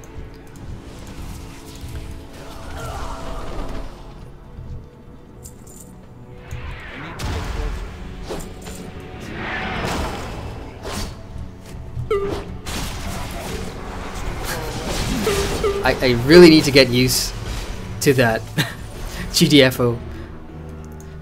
So I was taking damage there when I should not be. I'll be careful to give the tank a few more seconds of aggro.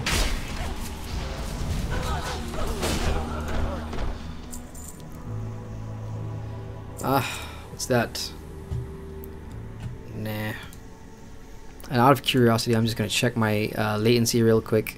I am 210 latency for home and 390 latency for world. That's not good. Well, let's see if I live. Oh, autocomplete. Nice. Awesome. Experience on the fly. That's cool.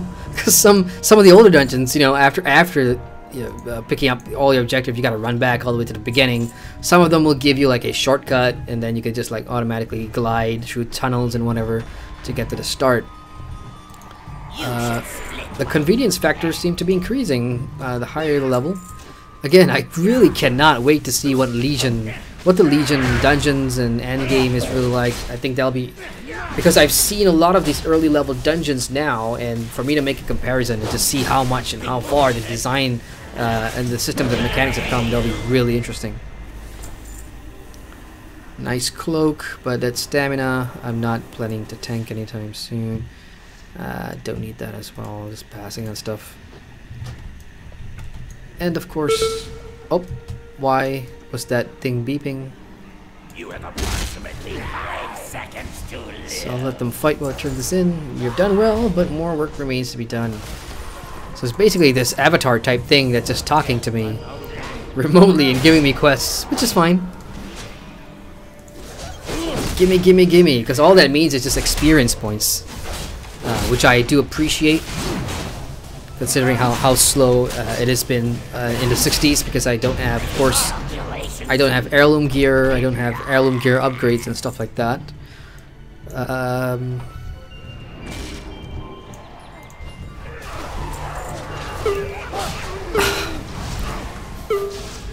Why am I taking damage? I don't understand. When I first heard that alert,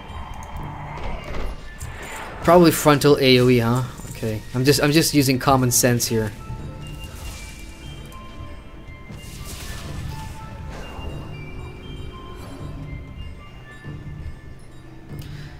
This part of the game, I mean, this particular dungeon design has reminded me the most of Wildstar, or it brings a lot of memories about Wildstar. The coloring and stuff like that. As I said again in the earlier streams or in my vlogs, I can totally see where Wildstar got a lot of their design inspiration from, aesthetically especially. I mean, when they just went full out with the whole cartoon design, whereas Warcraft is Warcraft. Wait for me! Don't go in there and leave me stuck out here. I don't want to be left alone. What is that? That's an elevator.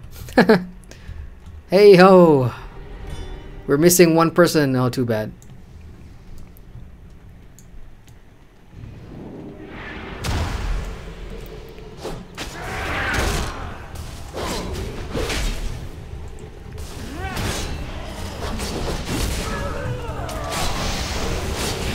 Might as well.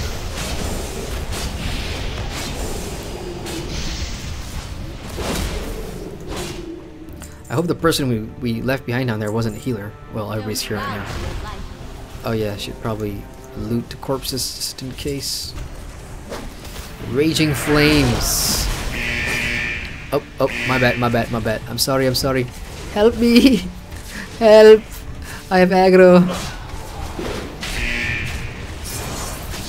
Last resort. So the flaming things that they leave behind should not be run into.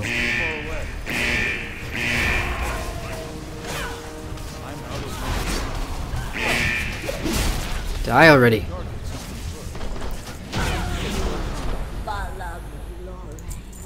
Jade Skull Breastplate.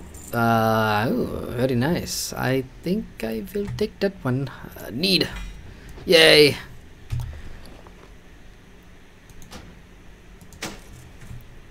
You cannot do that in combat? Bullshit, I'm not in combat. Damn it. I can't put it on. That kinda sucks.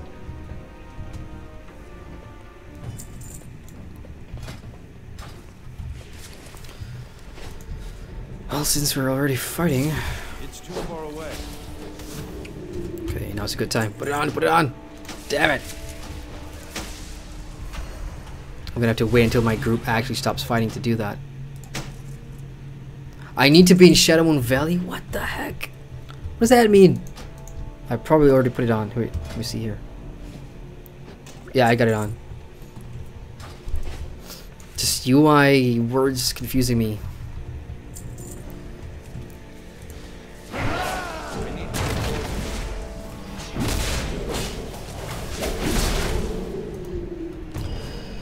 Oh, here come a lot of nether binders. Good spot to use the AoE. Didn't need it. It's a lot of stuff these guys are dropping. Arcane's Tome, I don't know what that is. Doesn't do a thing for me. A pass. We are on a strict timetable. Pass. Oh, hang in there. I'm coming. Interfere. Intellect. No. Pass.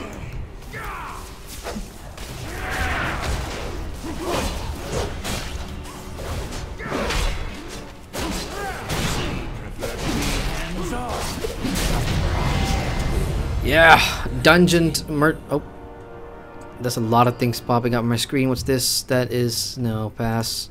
Molten Earth Kilt pass. Abacus of Violent Odds Strength. I'll take that. Thank you very much. Primal Nether Crafting. No, I'll just pass on that since I'm not using that. Okay, let's looty. You have my gratitude, Jeremy Adrian. Awesome. Complete that quest. Now. The achievement that I just earned, where is it? Where's the achievement? Where's JK?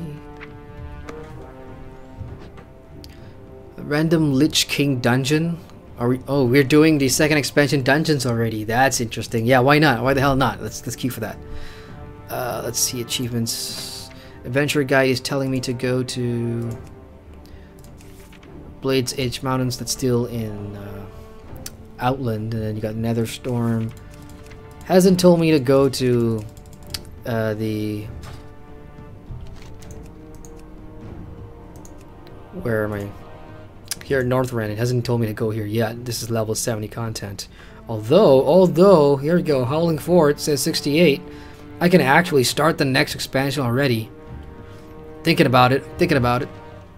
That'll be interesting, but I'll just finish like a bunch of the questions here, and maybe tomorrow, if I'm doing the leveling stream, we'll be in the second expansion, alright? Now, let's put that on. That's like a stamina thing. Probably sell that. Okay, sweet. Achievements, where be you? There you go, it's Y. So what was the thing that I just earned again? This one. Defeat Pathy on the calculator. That's about it.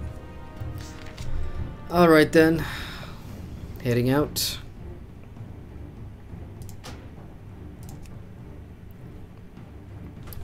And checking in on chat.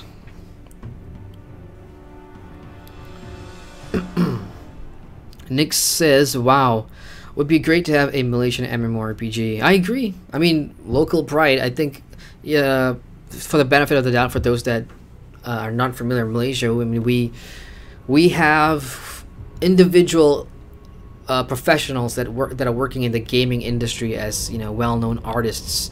Like one of my fellow countrymen is an artist for Final Fantasy franchise in general, not just one game, and that's like great and stuff. But as in terms of a game studio, we as a country, we're not into, you know, we don't have our own Silicon Valley, even though we are trying to create that.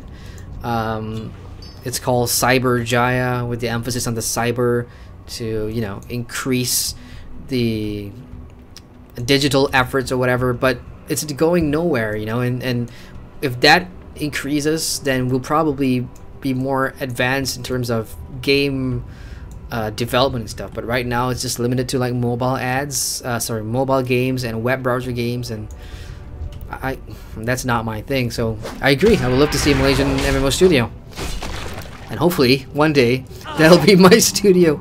That's a long shot, you know that. That's a long shot. But that's, again, it's my dream. Boopy says Unreal is pretty heavy on the GPU, since you know it looks amazing. For programming in general, you don't need a lot, but that again depends on what you are programming. That's awesome. Just for context there, Boopy is a programmer who works on stuff like that, so I was just curious to know, you know, what kind of a system or rig that you need in order to work on that software or a tool like Unreal. That's cool. I mean, I think my GPU is decent. When I quit my PR job at the beginning of 2016, I spent a chunk of that money, my last few paychecks from my PR job. I bought the 1080. I bought a GTX 1080, and I thought, yep, that's gonna be it. I'm gonna start a YouTube channel. It's all gonna be great. I'm gonna be super successful. Didn't turn out that way at all, but it was a good investment. I mean, the 1080 is a beast, absolute beast. I just wish that the program that I use, like for video editing, like Vegas Pro is what I use. I just wish it had better, you know, it worked better with NVIDIA cards. But oh well. We have Sarah. Sarah. Hey Sarah. I know Sarah from Twitter and from Lord of the Rings, if I'm not mistaken. Welcome to the stream. Good to see you. She says make an MMO. No promises, but that's my goal. Revelant says that's ambitious. Hope you manage to make this dream come true. It is what it is. It's a dream, and one can dream, and we'll see how that goes. Rudy says indeed an MMO is an insane amount of work and money. Rudy says, can you create Gandalf in WoW? You mean as a character? Yeah, you can. I remember male characters having the long hair, and then there is but the beards, I don't think there's a longer beard than this. I could be wrong, but I actually looked. So oops, I bumped into a elite of some sort. Doesn't look like an elite, and definitely not a spirit. So let's go ahead and drop this down here. and pull that guy. Nerd Manson says there's also a Grey Pilgrim challenge made by the community where you have to replay the events of the Lord of the Rings movies and throw the ring in the fire. Where is this? Are you talking about within WoW itself? Because that's insane. I've never heard of that. The Grey Pilgrim challenge made by the community where you have to replay the events of the Lord of the Rings movie and throw the ring in the fire. I need to see that. If it's on YouTube, I will search it up. If the entire Lord of the Rings saga is reenacted by characters and players in game from WoW, that's pretty cool.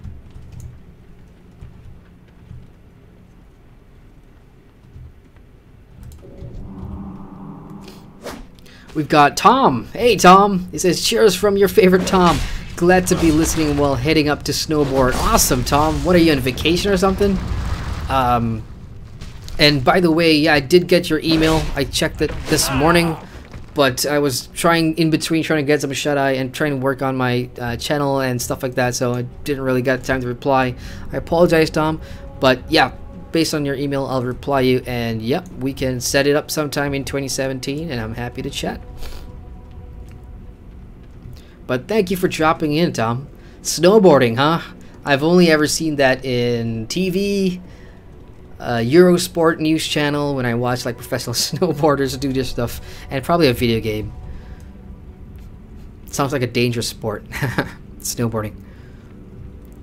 Bucket list. I haven't even seen snow yet. Like, I swear to God, you guys might not believe me, but I've not seen snow. I mean, I've seen snow, but I've not been in a country or in an environment that is actually snowing.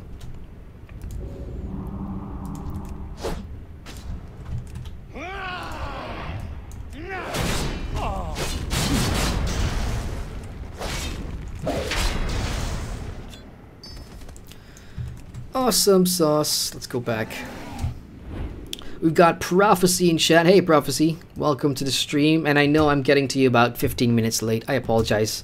In a dungeon, I rarely look in the stream chat. He says, this looks really dated. Yes, World of Warcraft is 13 years old. I don't expect it to look like you know, today's MMORPGs would. It has been through a couple of graphic overhauls, to my knowledge. But anyone who's coming into World of Warcraft for the first time, I think it should be known that this is going to be a dated game in terms of graphics and, to a certain extent, systems and stuff. So there you have it. I mean, it doesn't bother me as much as if I were to jump into a game created last year and then I thought it was dated, then we have a problem. But you know, this game has been here since 2004, so take it or leave it. What do you need? And Rage Spirits of Fire and Earth, I fear that this land may be without hope. Don't say that. Cheer up. When all of the elemental souls of this region have been placed inside the totem, we will commune with them and find out if anything can be done for Shadowmoon Valley. Here we go, one more. The Illidari Naga of the region have taken control of the only clean water supply that exists in Shadowmoon Valley. Yeah, I imagine that'll be a crappy thing, looking at all the filth pools here. Clean water must be absolutely brutal to come by. So directly north of here, you'll find the lair of the Naga, Coiled Scar.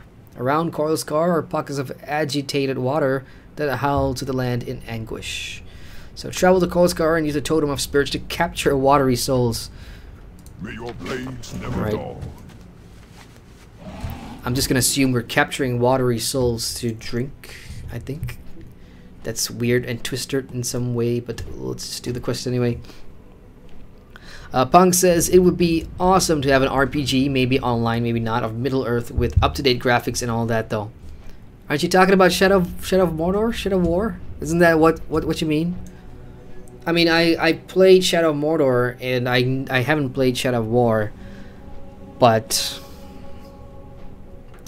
I assume that's the modern Lord of the... Let me try that again. Modern Lord of the Rings style RPG game with the flashy combat and flashy graphics that you're talking about, I think. I'm neither here or there on that franchise. I think it could use a bit more depth, you know. And the story is a really hard sell. Like, the Shadow of War story, even Mordor, Shadow of Mordor story was a really hard sell for me. What the hell do you mean immune? How is this guy immune? Oh, he's probably in the water, right? Let me try and get him off the water. There we go. Man, these Cobra things are freaking me out. Pretty cool design though, it's sweet. Wow, jeez, this guy just never stopped coming.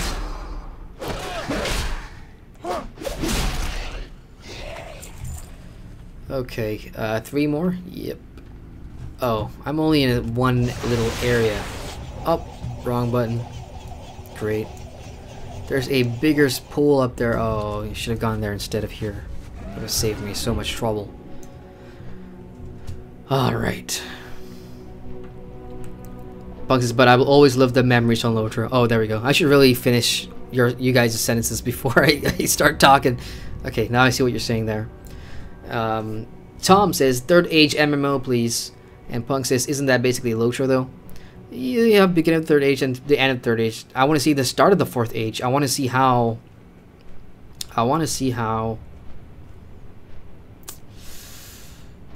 Damn it, I lost my train of thought. I want to see how... Sorry guys, it's been a long day. I want to see how... Right, so we know a lot of things, like Aragorn's son, you know, comes into power, and you know, the entire Fellowship people and everything, their story ends. I want to see the beginning of the 4th age and what happens from the 4th age onwards. Like what kind of... I'm sure it can... I know Tolkien... See, when I first got into Tolkien, I loved the story. I thought it was great. It was super and everything. And, you know, as you get older and you mature and you understand... Like, I'm... You know, when you get into storytelling or when you become a writer... there's essence of storytelling that you just can't escape being a writer. And the one thing that, you know, Tolkien does... blatantly is, you know, it's just so good. It's good at evil. That's essentially it. That's the basis of the Rings and the Hobbit stories. You have a good versus the evil, and that's your story. With Lord of the Rings, and why if there's a new MMO or new game, I want it to be in like a different setting, in a forest setting, so that we can explore, you know, more of that. And see what exactly happens after all these, you know, popular iconic people are gone, and what happened to Gondor in the next few thousand years, and how did that story end, and what kind of new conflicts that, you know, among themselves. You know, it may not have to be another mythical creature, but just people now. Let's focus on the people. I don't know. That's just one thought, but it's so black and white. It's good versus evil, and that's what Tolkien always. At least that's my interpretation of how he wrote stuff to be.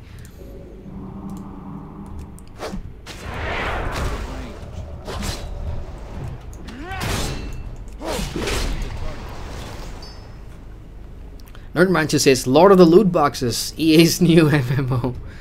The day that happens will be it's actually already happening, but my point was, you know, I don't know. I think EA this year has done themselves no favors, right? I just can't wait to see how they bounce back. And you know what really scares me is that one of my favorite franchises is still with EA. It's being held ransom by EA, and that's the Dragon Age franchise. I'm a super huge Dragon Age fan, and I'm worried now. I mean, seeing how Mass Effect Andromeda came out, and I'm gonna admit I never played Andromeda. But just seeing, you know, the reviews and what people thought, It's too far away. I'm worried for Dragon Age and what EA might do to it. I know BioWare's gonna give me a decent story experience at least. It's gonna wrap up the entire Dreadwolf. I'm not sure how many of you played Dragon Age or follow the story, but you know what I'm talking about, Dreadwolf. I want to see that wrapped up, that story chain wrapped up. I want to see us go to Devinter. But now I think Dragon Age lost its lead writer, right? Mike, he's left BioWare now, so oh man, damn you, EA. Rudy says, you want to be a game designer. it's a hard one to answer. I want to be involved in creating my own game, yes, but not anytime soon, I suppose. I don't have basics. I don't even have the knowledge of how to do that. If you want me to write, I can write, you know, but in terms of getting down to the nitty-gritty, the coding, the you know, that the essential hard work, I can't do that. What's this? Oh, this is the guy I was supposed to talk to. It'll be good to have backup. We've gathered some preliminary information on what the Shadow Council is up to in there, but I'll feel better once we're able to start taking action against them. This is regarding those golems, those rock things, the Legion rocks flying out of the sky. So Ewan listens to you recount the events at Legion Hold, nodding. That puts our observations into perspective. We've caught glimpses of them launching infernals in the direction of the Hold, but haven't been able to find much more than that. The Shadow Council has the Death Forge sealed tighter in the new Kago Thunder Brew. Okay, that's an ale. That's the name of an ale. Got it. It kind of lost me there. These damn dwarves and their beer. The first thing you'll need to do is crack some skulls so you can get in there and poke around. Start eliminating the Shadow Council guarding the entrance of the Death Forge. Sure. Safe travel. Kill quests, I understand. Let's go kill. And checking in chat. Tom says, side story, but yeah, kinda. Prophecy says, right now there are only 2 MMOs I play. Star Wars The Old Republic for the story and Guild Wars 2 for everything else. A good choice. I mean, I'll always maintain, again, as I said in my video, Star Wars The Old Republic has some really great class stories. They probably don't have the money and time and resources to make brand new stories for all the 8 classes, and that's what happens, you know, when you have that idea. And you know, when you make a game or in any marketing or, you know, production or service, the smart way to do business is if you know you can scale it, if it's scalable. And you know, if they had done it in a way where it'll be easy to add more class content to the existing 8 classes without having to stop everything, that'd be cool. But it's such a hard task because for the amount of voice acting and writing and dialogue and, you know, cutscenes for each of the 4 class stories, it's no wonder they took. How many years did Star Wars take to create? 6 years? 7 years? No, it was 6 years, I think. That's a long time, man, to create an MMO.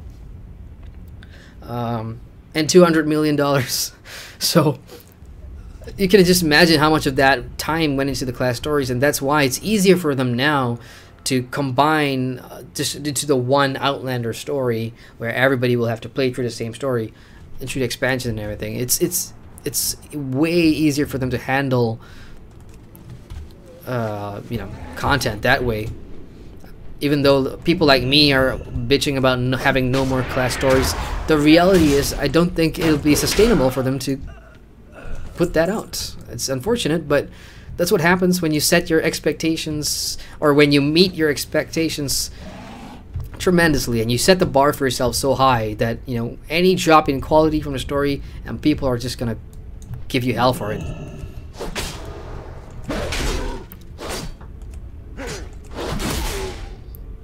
Pong says Jiren wants to be founder, then game designer, tester. Tester? Yes, of course. Don't you want to play the own game that you're making, right? I'm not Richard Garriott. That's a total dig at Shroud of the Avatar, by the way. Richard Garriott, Lord British. I'm sure you guys know who that is. Ultima dude. And the brains behind Portalarium. I swear, I honestly believe he doesn't play Shroud of the Avatar, you know, because that game is just, ugh. But yeah, if I'm ever in a position, as Rudy says, a game director or whatever, I'll make sure that I play the game. I'll even get my grandmother to play the game just to see what she thought of certain mechanics from a different point of view. There's so many playstyles out there, and Q&A must be a super important job for MMOs to launch. It's just too bad, like, I think it's one of those freelance jobs that I've always wanted to do, like sign up as a QA tester, but I think some companies would prefer you being physically in the office or in you know, their space rather than being halfway across the world. Even though that seems convenient because you can just download the software or the client and just jump into game that way, right? But from all the QA like job advertisements I've seen so far, you have to be physically in that region or in that office location of that part of the world. But if somebody tells me out there, oh, you can be a QA tester from remotely from wherever you are in the world, I'll be like, oh yeah, I'll take that.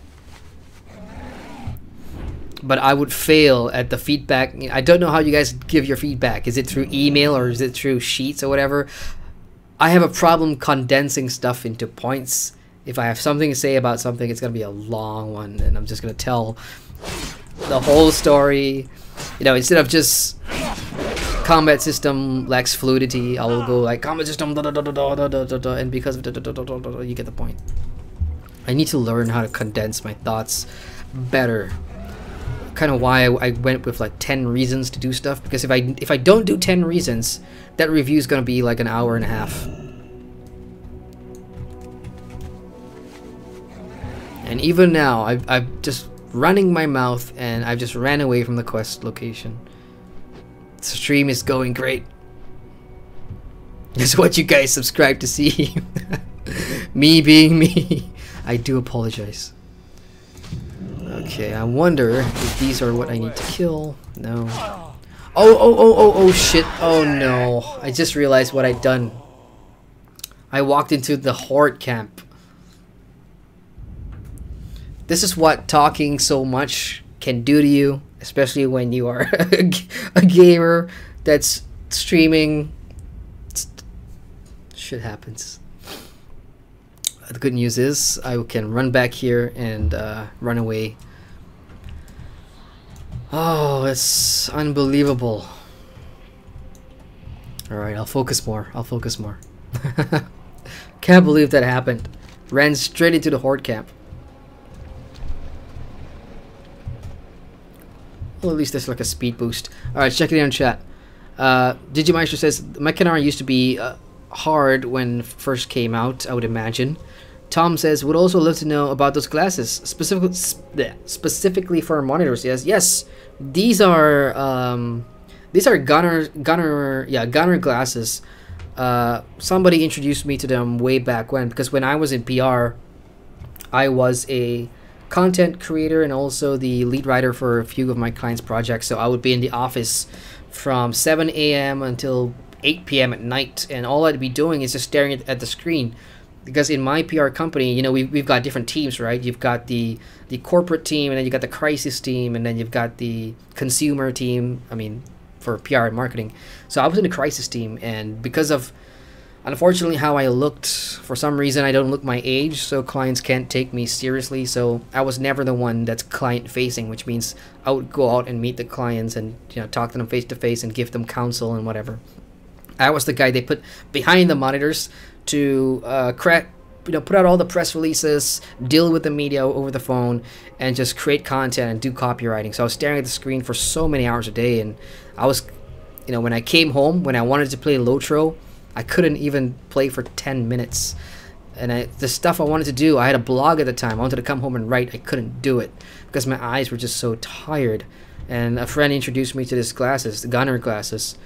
And as soon as I started using them at work, wow, the difference. Like, I'd come home and I'd be able to keep my eyes open for far, far longer than having not used it. And then for the longest time ever, I was so dependent on it that I had to use the glasses. So tonight's a different matter. I'm really, really tired. And it's just, you know, putting it on, it's a bit tight as well, so it gives me a headache, so I'm not going to use that. Oh shit, I almost got scared that this guy was going to see me again. Let's just see if I can get to my body and get the hell away from here. Okay, let's resurrect right here. Get on the horse. I mean, get on my griffin. Come on. I can't believe I hit that AoE skill again. I'm a noob. Alright, now let's go look for Deathforce Guardian. I'm gonna have to keep my distance down. At least I know that's a horde outpost. Too bad it doesn't tell you on the map. You know, they should have like a horde flag there so I can tell what I'm jumping into.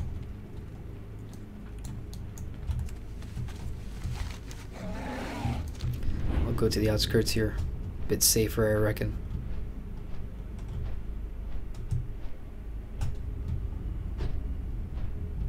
There's just nothing around, and somebody down here killed everybody. Oh, actually, you know what? There is. There we go.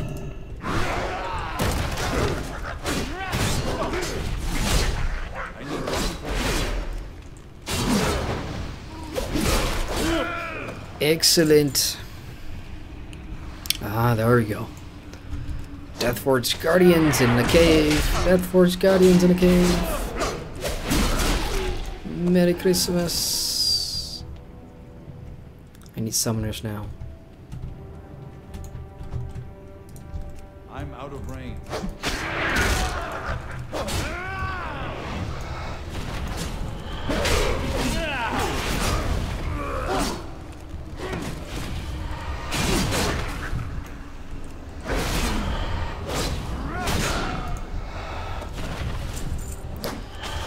Damn you, imp.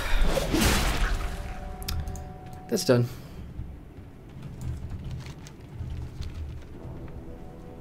Oh, come on. I didn't see this guy. Let's go. Yeah, I'm so impatient I had to use like the jump just to get out of the cave. Alright, let's go. Turn this in.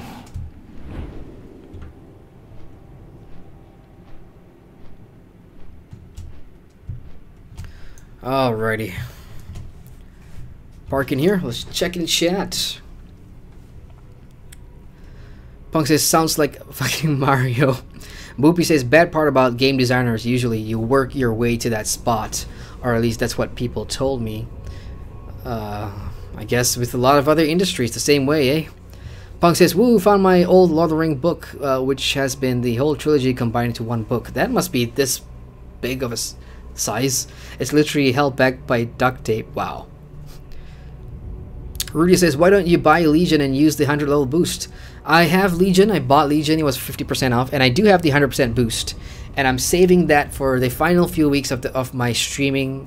When the stream starts to wind down, the 100 boost will be used for me to check out a different character. And also, just because I'm done with World of Warcraft, the review doesn't mean I'm not going to stop playing World of Warcraft. That 100 boost is actually going to be something that I can use, you know, to play in my own time. So I've got plans for that.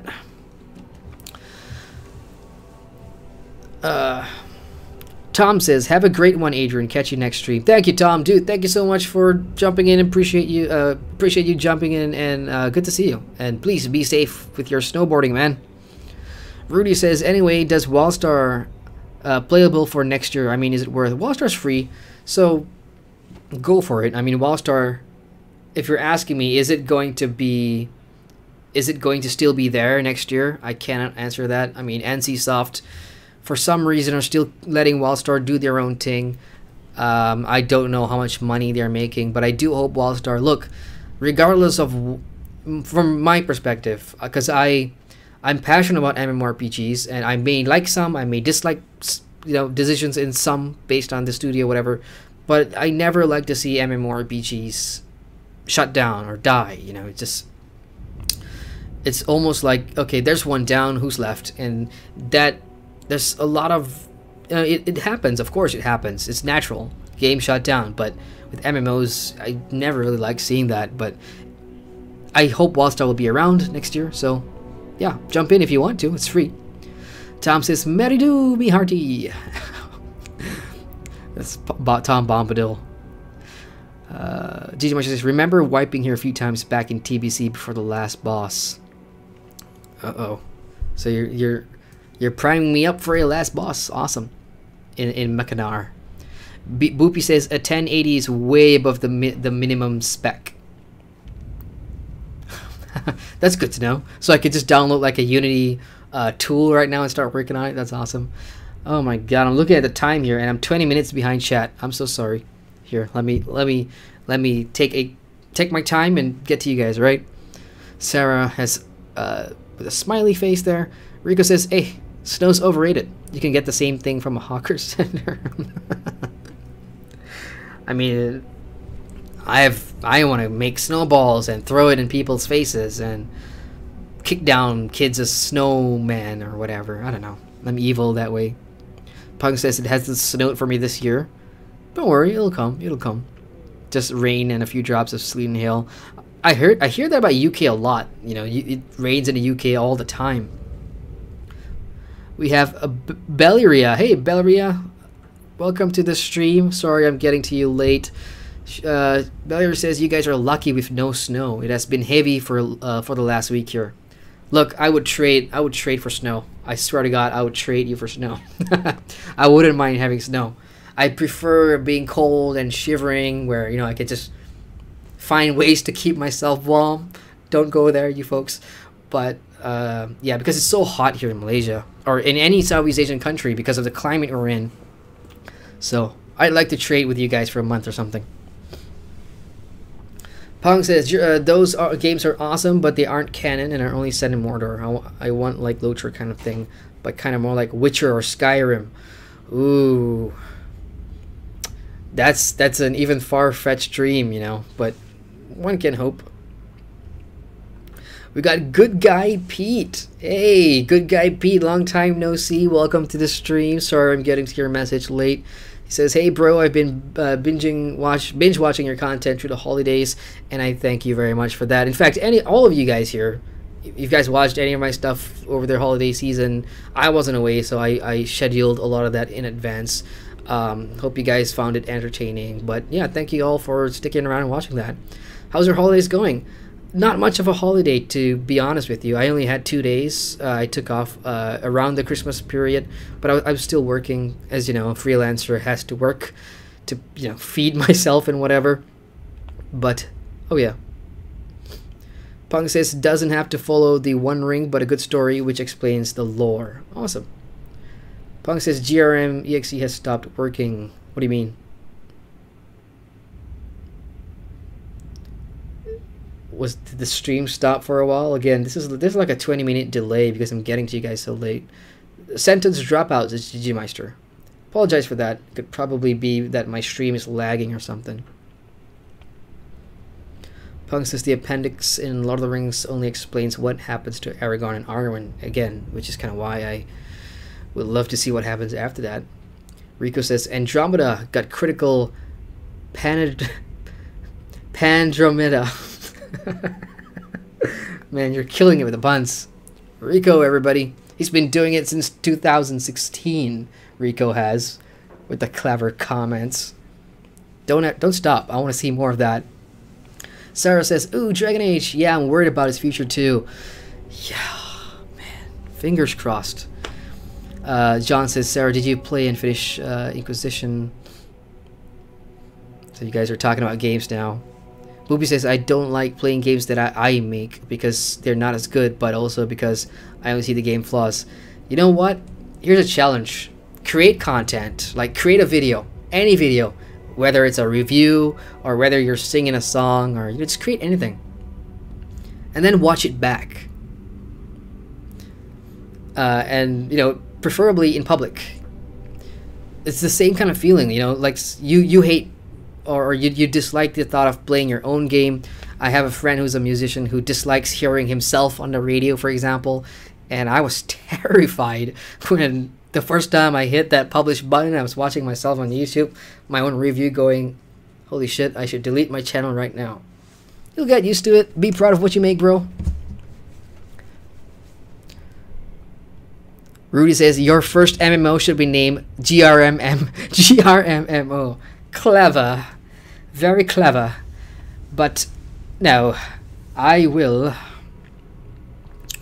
My first MMO, the world will be called Grimoria. For some reason, I don't know. I'll change that later.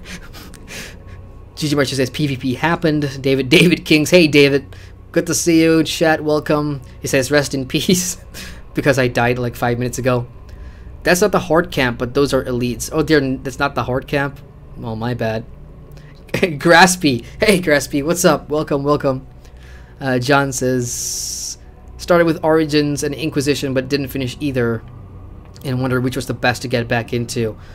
John, I would say start with Origins. Finish Origins first, because that that really builds the world, and that really sets up the world, and that'll give you the best introduction and backstory for a lot of the characters in the Dragon Age world. And then, not to spoil anything for you, but a lot of them becomes relevant and important again in the third game, Inquisition. I can't really speak too much about the second game, Dragon Age 2, because it's not, I don't know, it didn't do it for me. But start with Origins, play 2 if you can, and then do Inquisition. That's how I would recommend new players that are not into Dragon Age. Okay, scrolling down here. Graspy says those mobs are PvP marked, and they PvP mark you for like 5 minutes. Oh shoot, really? I think I'm no longer PvP marked yet. Yeah, okay, since I died. Okay, I'll be more careful then, because those, so you're saying those are elites that can put me into a PvP mode. Copy that, thank you. Boopy says I should get these glasses since lately my eyes are red whenever I stop doing stuff on my computer. Yeah, any form of eyewear protection, especially if you spend more than 10 hours on the PC a day, I highly recommend it. You know, don't ruin your eyes. Get some protective glasses. I know this is just Gunner, but there are lots of other brands out there that has the you know, the protection eyewear. So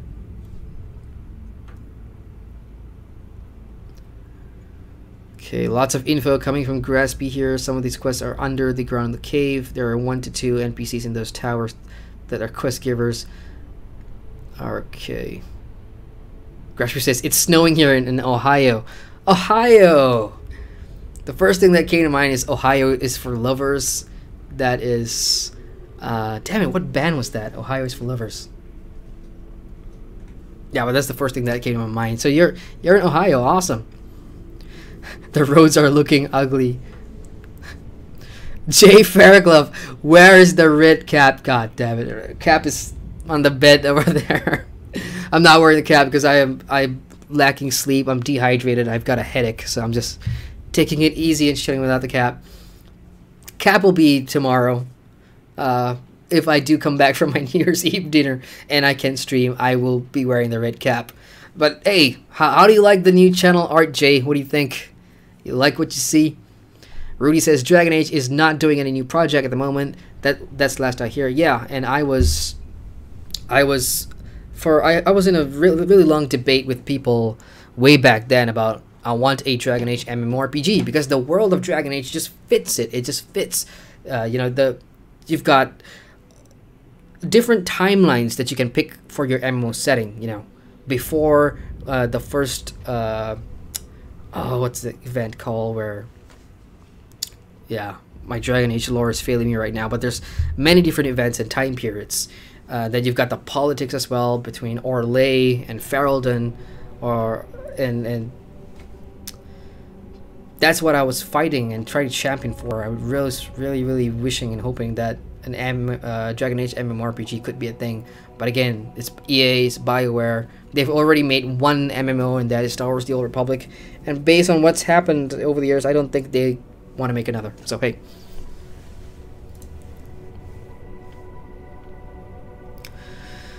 Jay says you are a false god. Oh man, looking sick, bro. Thank you, man. Appreciate it.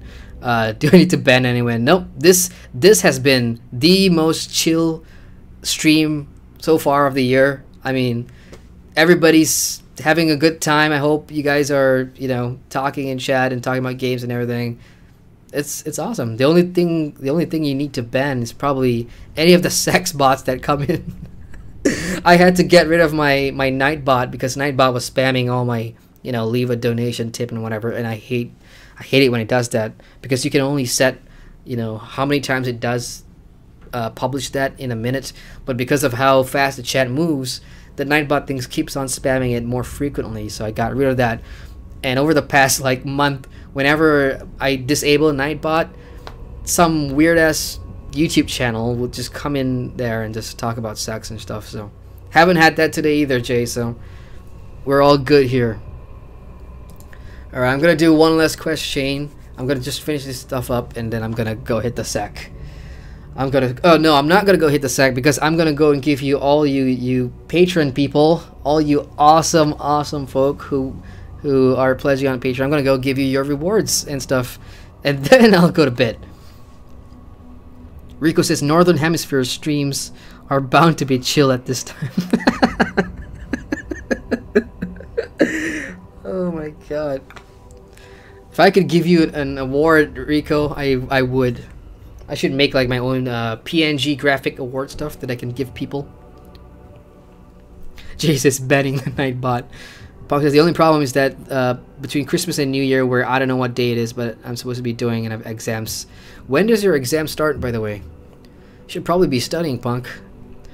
Alrighty, I wish I could have been there with you. I've been itching to put my hammer to use. But my mission is to observe, not to kill. Now that you've punched a hole in their defenses, let's get to work on shutting down production in the Death Forge. Yeah, I can't do dwarves. Not with the voice that I have right now. Okay, 2 quests. The Fate of Flannis. Wing Commander Nuain originally sent 3 of us out here to keep watch over the Death Forge and gather information. Flannis, a Swiftwing, volunteered to try to infiltrate the Death Forge, but we haven't heard anything from him in days. I fear the worst. Flannis is a skilled scout, but if he's gotten in over his head, we have no way of knowing. Search the Death Forge for him and recover any information or items he might have collected. Copy that. What's next? Summoning Chamber. In order for the Shadow Council to construct infernals as quickly as they're being used, they must have an area dedicated to summoning the corrupted elementals that serve as the souls of the creatures. The summoning chamber is likely to be found below ground near a pool of fouled water. I think I know where that is. I've been there. So obtain an elemental displacer from a Death Forge smith and use it to disrupt the ritual. Off with you. Let's do this. The Death Forge. Not really a forge, is it? You know what? I'm just gonna go and fly down there and just take a shortcut. Yippee! Oh, I can't fly in caves and stuff.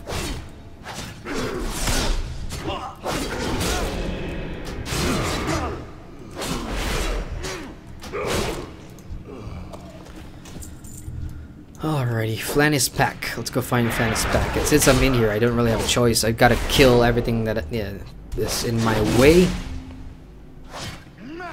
Which is fine by me. It's still XP, and it's money. Oh yeah, I forgot. You don't really see the insides until you zoom out of your minimap. Okay, I have an idea of where I'm going.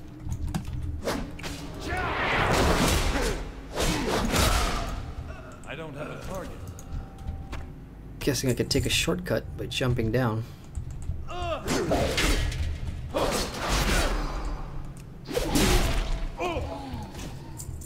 Ugh, nice forge.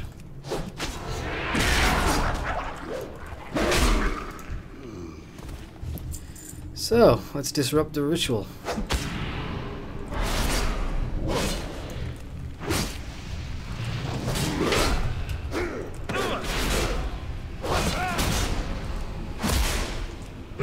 Far away.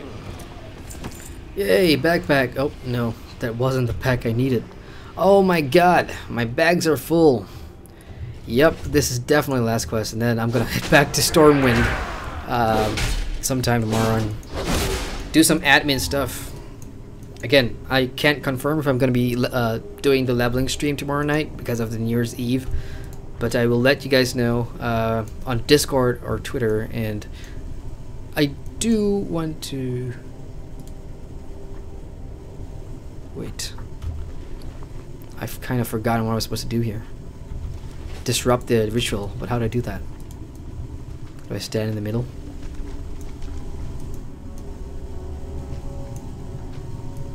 Is there something he gave me?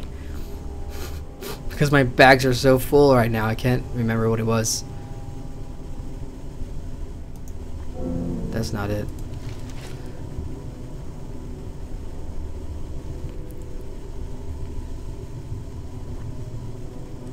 find a way to end their summoning ritual.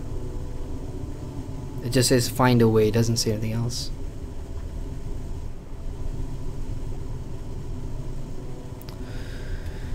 Okay, let's study this thing and see what it's all about. Am I supposed to destroy stuff? Can I block its light ray? How does it work? No.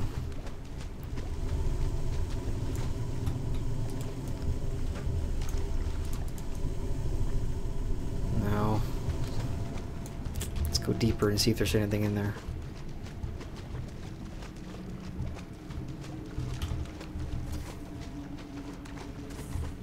Nothing of use. Maybe killed another summoner?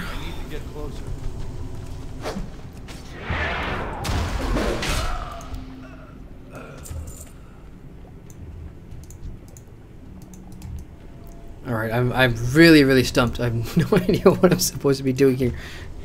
Oh gosh. Bug says, don't hit the sack. What did the sack do to you, you bully? No, not that. I mean, go to bed, you guys. Oh gosh. So the late night crowd has begun. But yeah, bed, sleep, sleep. Urgh. Can I sort these by quest items? Damn it, I really can't remember. I mean, the quest just says find a way to disrupt the rituals. That's about it. Oh, okay. Alright. May carry a tool. So just keep killing. Keep killing to find a tool.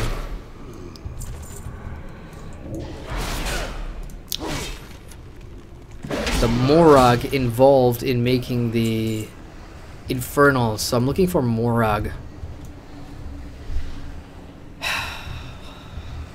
Morag.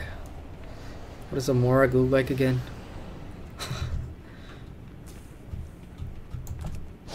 So I jumped down thinking I was being smart by bypassing killing mobs was very much premature. Oh look, Horde! Happy Rainbow Adventures. I'm gonna tag along with this guy. Vlaxar. I still find it weird that you can just jump across people in the opposite faction. And I think I turned off like duel requests, so any Horde or whatever players, they can't duel me, because that can be annoying.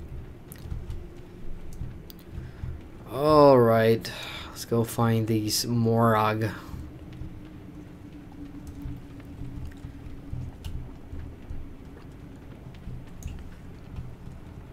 GG Marshall says, time to wowhead maybe? Yeah.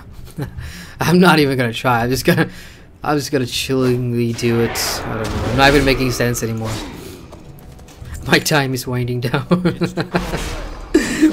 I can feel it. How long have I been streaming for? 3 hours. Shit. I intended this to be like an hour-and-a-half stream. I ended up doing a 3-hour stream. Oh, you know what? Here, I got some stats for you guys. Okay, you know what? Let me just finish this. See if I can kill a Morag, and then I'll go somewhere safe. And because you guys are awesome and have stuck in here, I will share some awesome stats.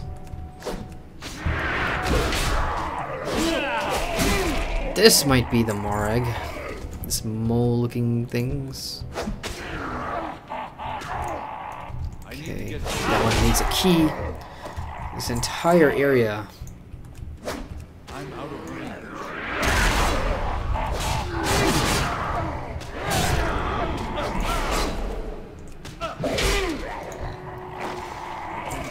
Alright, I got it. I got the thing, but my bags are full. Well, we'll get rid of... yeah, broken longbow. Who needs that? Alright, I got my elemental thingy-majingy.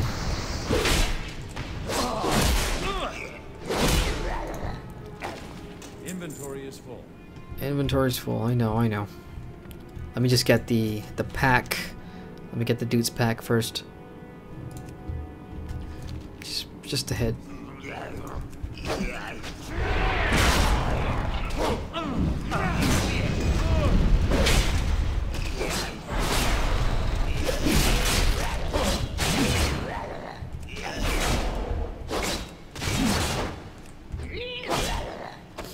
I'm smelling oil for some reason. And there's nothing in my room that's like fried or... I have no idea where this fried oil smell is coming from. That's kind of weird because it's 12:40 in the morning and I can't hear anybody in the kitchen, so some weird. There's a level 70 Kargosh down there that's dead. That doesn't sound like a named NPC, so that's kind of interesting. Is that a player? No, it can't be, right? Kargosh. Alright, where's your pack? Probably with this guy, maybe. Yep, reclaim the pack. Gotcha. Alright, let's go end that ritual. Let's get out of here.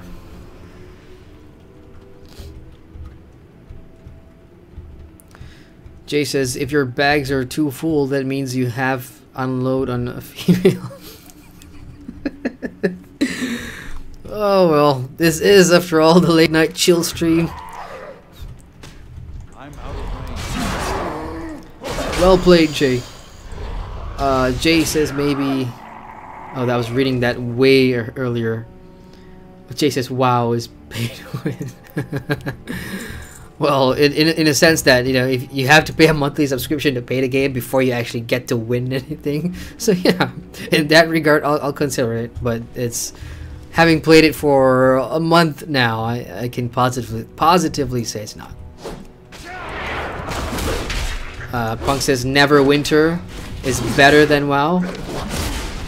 Really? All right, now you guys are just taking the. You guys are just talking crap in there.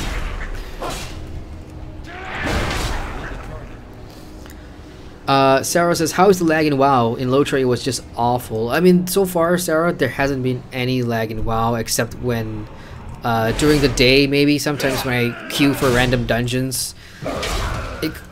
In the dungeons itself, like some of the lag, my latency would go up from 180, which is usually what it is. It'd go up to like 300 plus. So that's kind of random, but it doesn't happen all the time. Whereas in the world and on the landscape, it's bearable for me. I'm on an oceanic server. And I'm getting 210, 218. During the day, it could go down to like 160 for me, which is actually pretty cool. Because I've never actually had that in an MMO before. So, but there hasn't been any rubber banding on the map area, in the landscape. Nothing of that sort. Most of my lag and rubber banding in WoW usually comes from random dungeon queues. So, I wouldn't worry about it.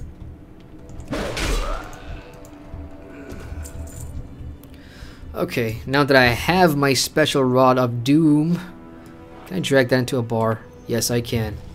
It's too far away. Let's do this again, I suppose.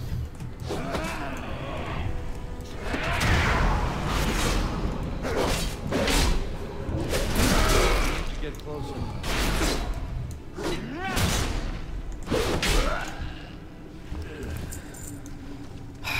Moment of truth.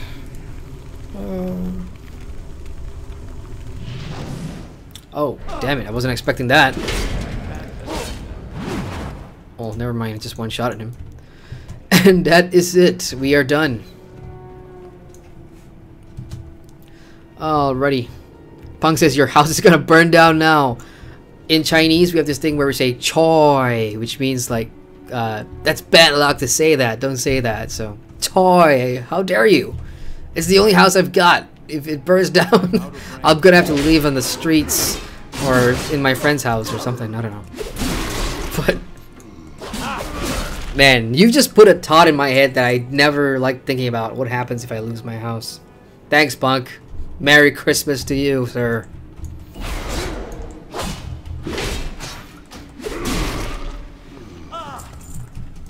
Fly.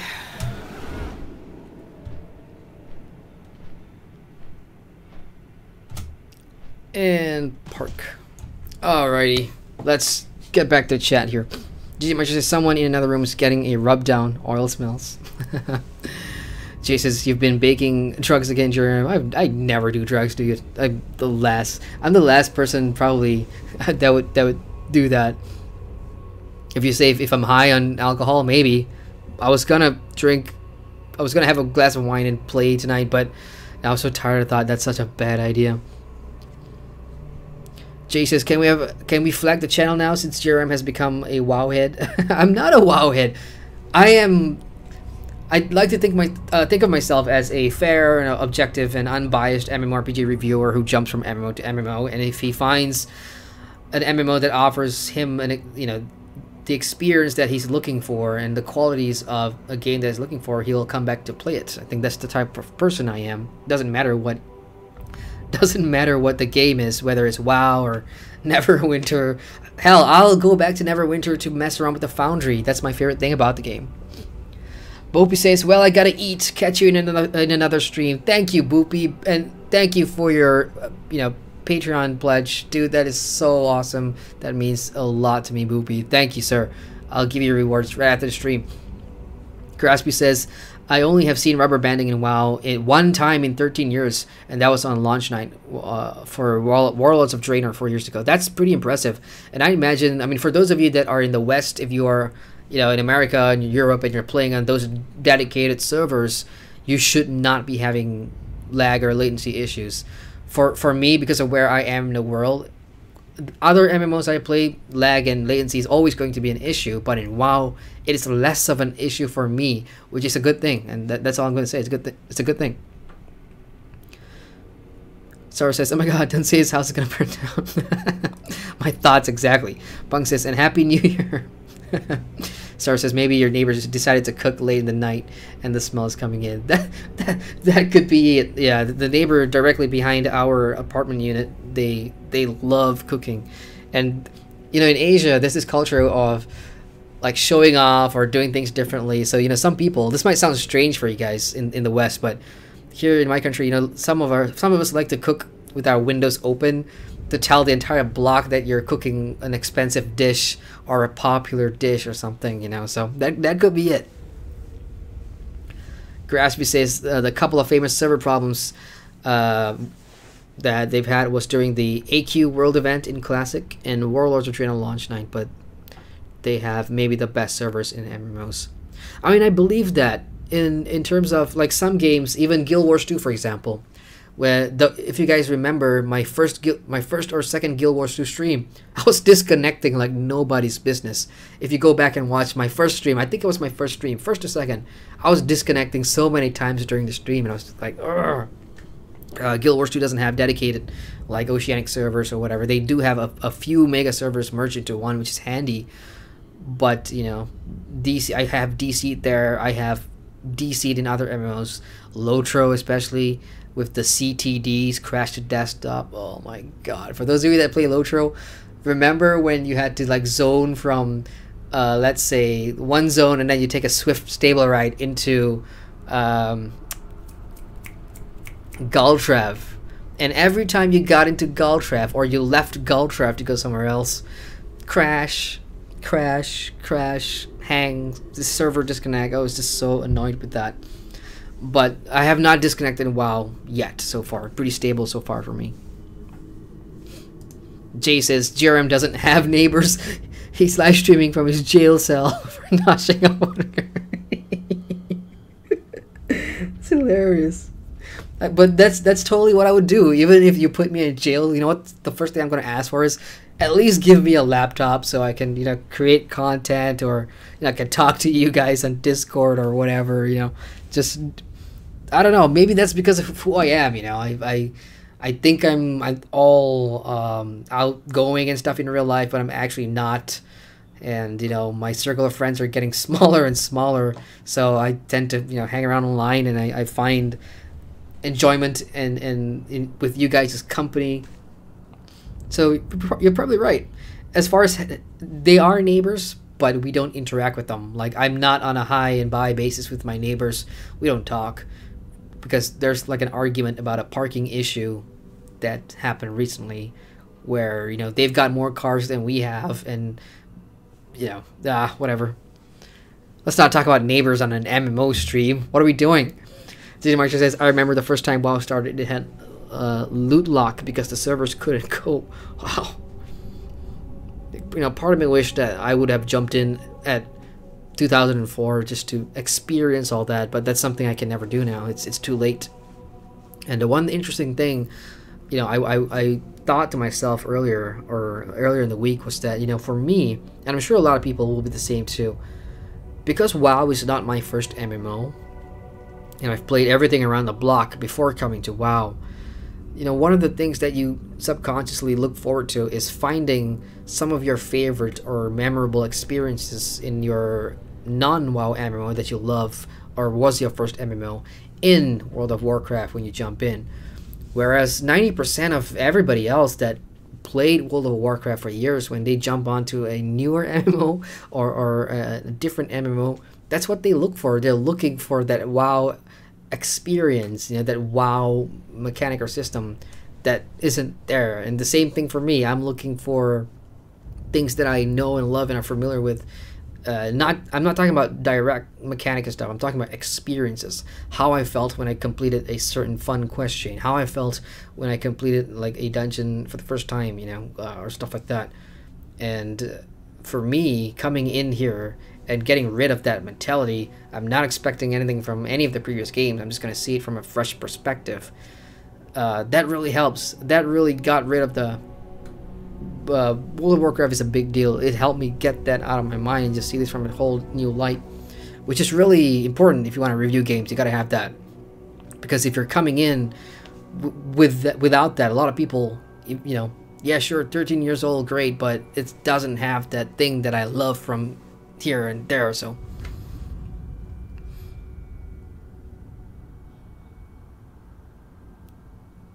Jay says, so how did Punk become one of your friends? who are you talking about? Me? Well, everybody in this chat now. In fact, everybody on my channel, I consider you guys as friends. So, Brody says, actually, Guild Wars 2 has moved their server to Amazon. What do you mean? Like Amazon as in the company Amazon?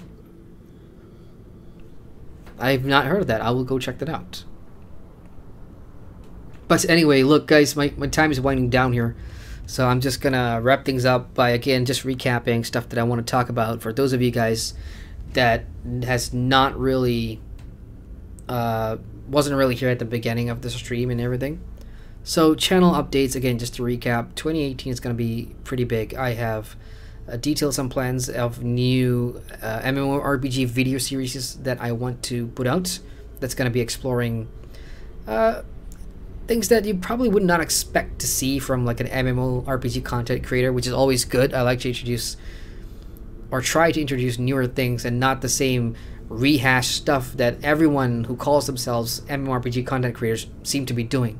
So we're all trying to create content, but we're all, you know, we're making it so saturated that we're lacking fun and interesting things to watch about MMO. So I'm trying to navigate that space and come up with something new. Besides that, I'm going to double the amount of videos I'm going to be putting out this year. The entire 2017, what I tried to do was I'll put out a video a week at the minimum, and then do a live stream at least on the weekend. So that's two types of content per week, and I haven't always stuck to that. Some weeks there have been more videos, some weeks less. Some week, maybe 2 weeks, I didn't put out anything. So I'm gonna try and work on a more consistent schedule to publish my content. I want to make sure in 2018, regardless of what week it is, whether it's a holiday or whatever, you always have something to watch. That's important to me because I realize now that you guys, you know, when you come back, yeah, I just want to be there and give you guys content when, you know, you need it. Stuff like channel art and branding, I'm sure you guys have already noticed it's kind of changed right now. I got a shiny new banner and a YouTube avatar that every single one of you that have tipped the stream in the past, when, you know, I put out the ticker that you see there, the tip jar, every one of you that has tipped me during the stream, that has helped me, you know, help with the branding and a lot more stuff moving forward. So yeah, exciting things. Oh, of course, Patreon, obviously. I've launched my Patreon page as well, and I've detailed in the goal section, you know, what the long-term plans are for the channel, and that is completely optional, as is supporting my content financially. I don't want you guys to feel like, oh, you know, I have to pay this, you know, It's not like that at all. It's completely optional. If you like, you know, my content and you want to support me, then, you know, that's most welcome. I absolutely appreciate that. I've also set up a merch shop, but what I was disappointed with is that they don't have caps. Because I know some people have been asking me for caps, and, you know, put your logo on the cap and stuff, and like, nobody has that. All they do is shirts and shirts and shirts. So I'm just looking for a cap that I can add to my store, and that'll be done. So yeah, I'm gonna try and double the amount of MMORPG reviews as well. In 2017, I put out, I mean, it's still 2017, so this year I put out 7 major MMORPG reviews. So that's Elder Scrolls Online, Guild Wars 2, Albion Online, Final Fantasy XIV, The Secret World Legends, and Neverwinter. That's not enough. I mean, there's 12 months in a year, and my plan is to release a big MMO review every month. So that gives me enough time, you know, like 3 months of leveling, hardcore leveling, see everything in and out, level cap, create the new player review, and then so on and so forth. And then the follow-up, which is another plan for 2018. So you'll see one side of the review, the new player review, 10 reasons play or avoid, and then there'll be a second part which, you know, explores the follow-up after, which is what I want to start off 2018 with. Like, I'll go back now to the Elder Scrolls Online, for example, and do the end game there, and then review the end game side of things. So that's everything really that I want to achieve in 2018. So just sharing that with you guys. For those of you that will watch this late night chill all the way through, and there's going to be like a recap video as well about the channel plans and everything on the first day of the new year. What else? Yes, yes, Sean, I see you, Sean. Vlog. It's a vlog, not vlog, so I'll be using vlog from now on. And yes, thanks for bringing that up. Tomorrow, if I don't have the leveling stream on New Year's Eve, then I will put out the vlog on Monday morning my time, which is going to be Sunday night for everybody else, which is you know, close to New Year's Eve. But yeah, even if I do have the stream, then I'll put out the vlog on Monday. So that's that for World of Warcraft. And that's basically done, you guys. I am done talking. Punk says, well, I know, like, the first GRM stream I came to completely destroyed his Secret World Legends random giveaway. You did? That was like my 5,000. Oh, 6,000 subscribers. How can I forget? Ugh, that's like a big deal for me. Yes. Guys, my channel has 6,000 new friends. I mean, not new friends. It's been gradually increasing. Okay, I'm really, really tired of not making any sense. Let's just say 6,000 subscribers. I am super appreciative of everybody that, you know, subscribe to the channel, want to see the content. That means a lot to me. Wow, 6K. You know how many subscribers I had like in March? Like 1,000. That's a huge gap. And you would think that, you know, with that sort of, I don't know what you want to call it, viewership, following, I would feel the pressure. And I'm not going to lie, I am feeling the pressure, which is kind of why I'm really putting a lot more effort into my channel and my content. And what the hell was that? That was my phone. It just ruined the punchline.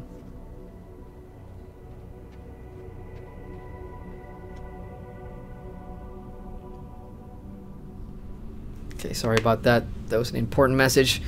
But as I was saying, yeah, 6,000 subscribers. My aim is to increase the quality of everything I do in the channel further than I've ever done before. And yeah, I'm excited for the year ahead. Sean says, keep up the good work. Thank you, Sean. I will. And thanks for the vlog. I have to say it aloud a few times before it registers in my head, or else it will continue to go as vlog, but it's gonna be vlog from now on, I promise. We got Junior's, oh, it's Menth. Hey Menth. She says, hi Havel, happy new year if I don't get to see you before then. Thank you, Menth.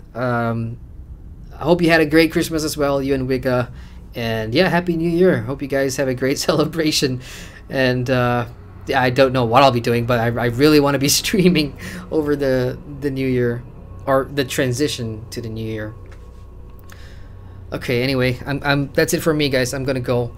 So final words. Hang on, not final word yet. Rico says, "You want to be the very best, like no one ever was." That's Pokemon. That's the Pokemon theme song.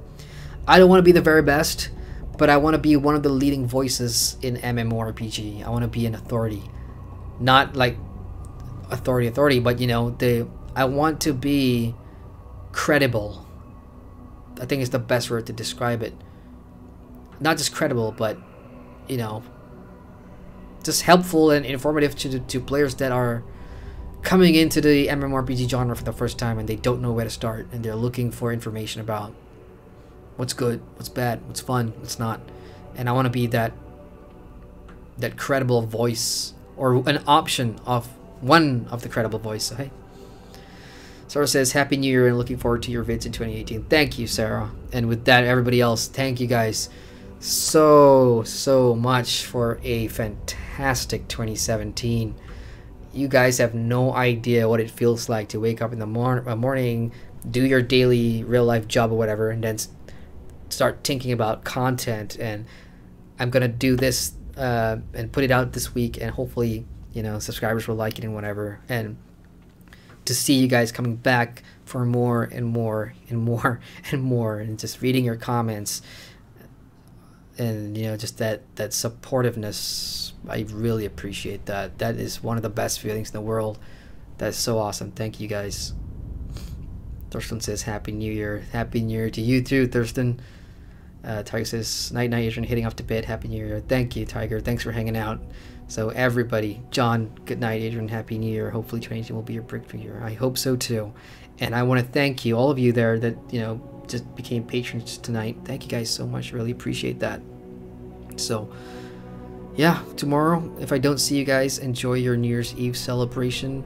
Go crazy, but drink responsibly. And I'll see you guys either tomorrow or in 2018. So once again, thank you guys for all the support over the year. Really appreciate it. And yeah, keep rocking out, keep playing your MMOs. And for the rest of you, I'll see you on Discord in like a couple of minutes. Alright guys, GRM Adrian here, signing out. Later y'all.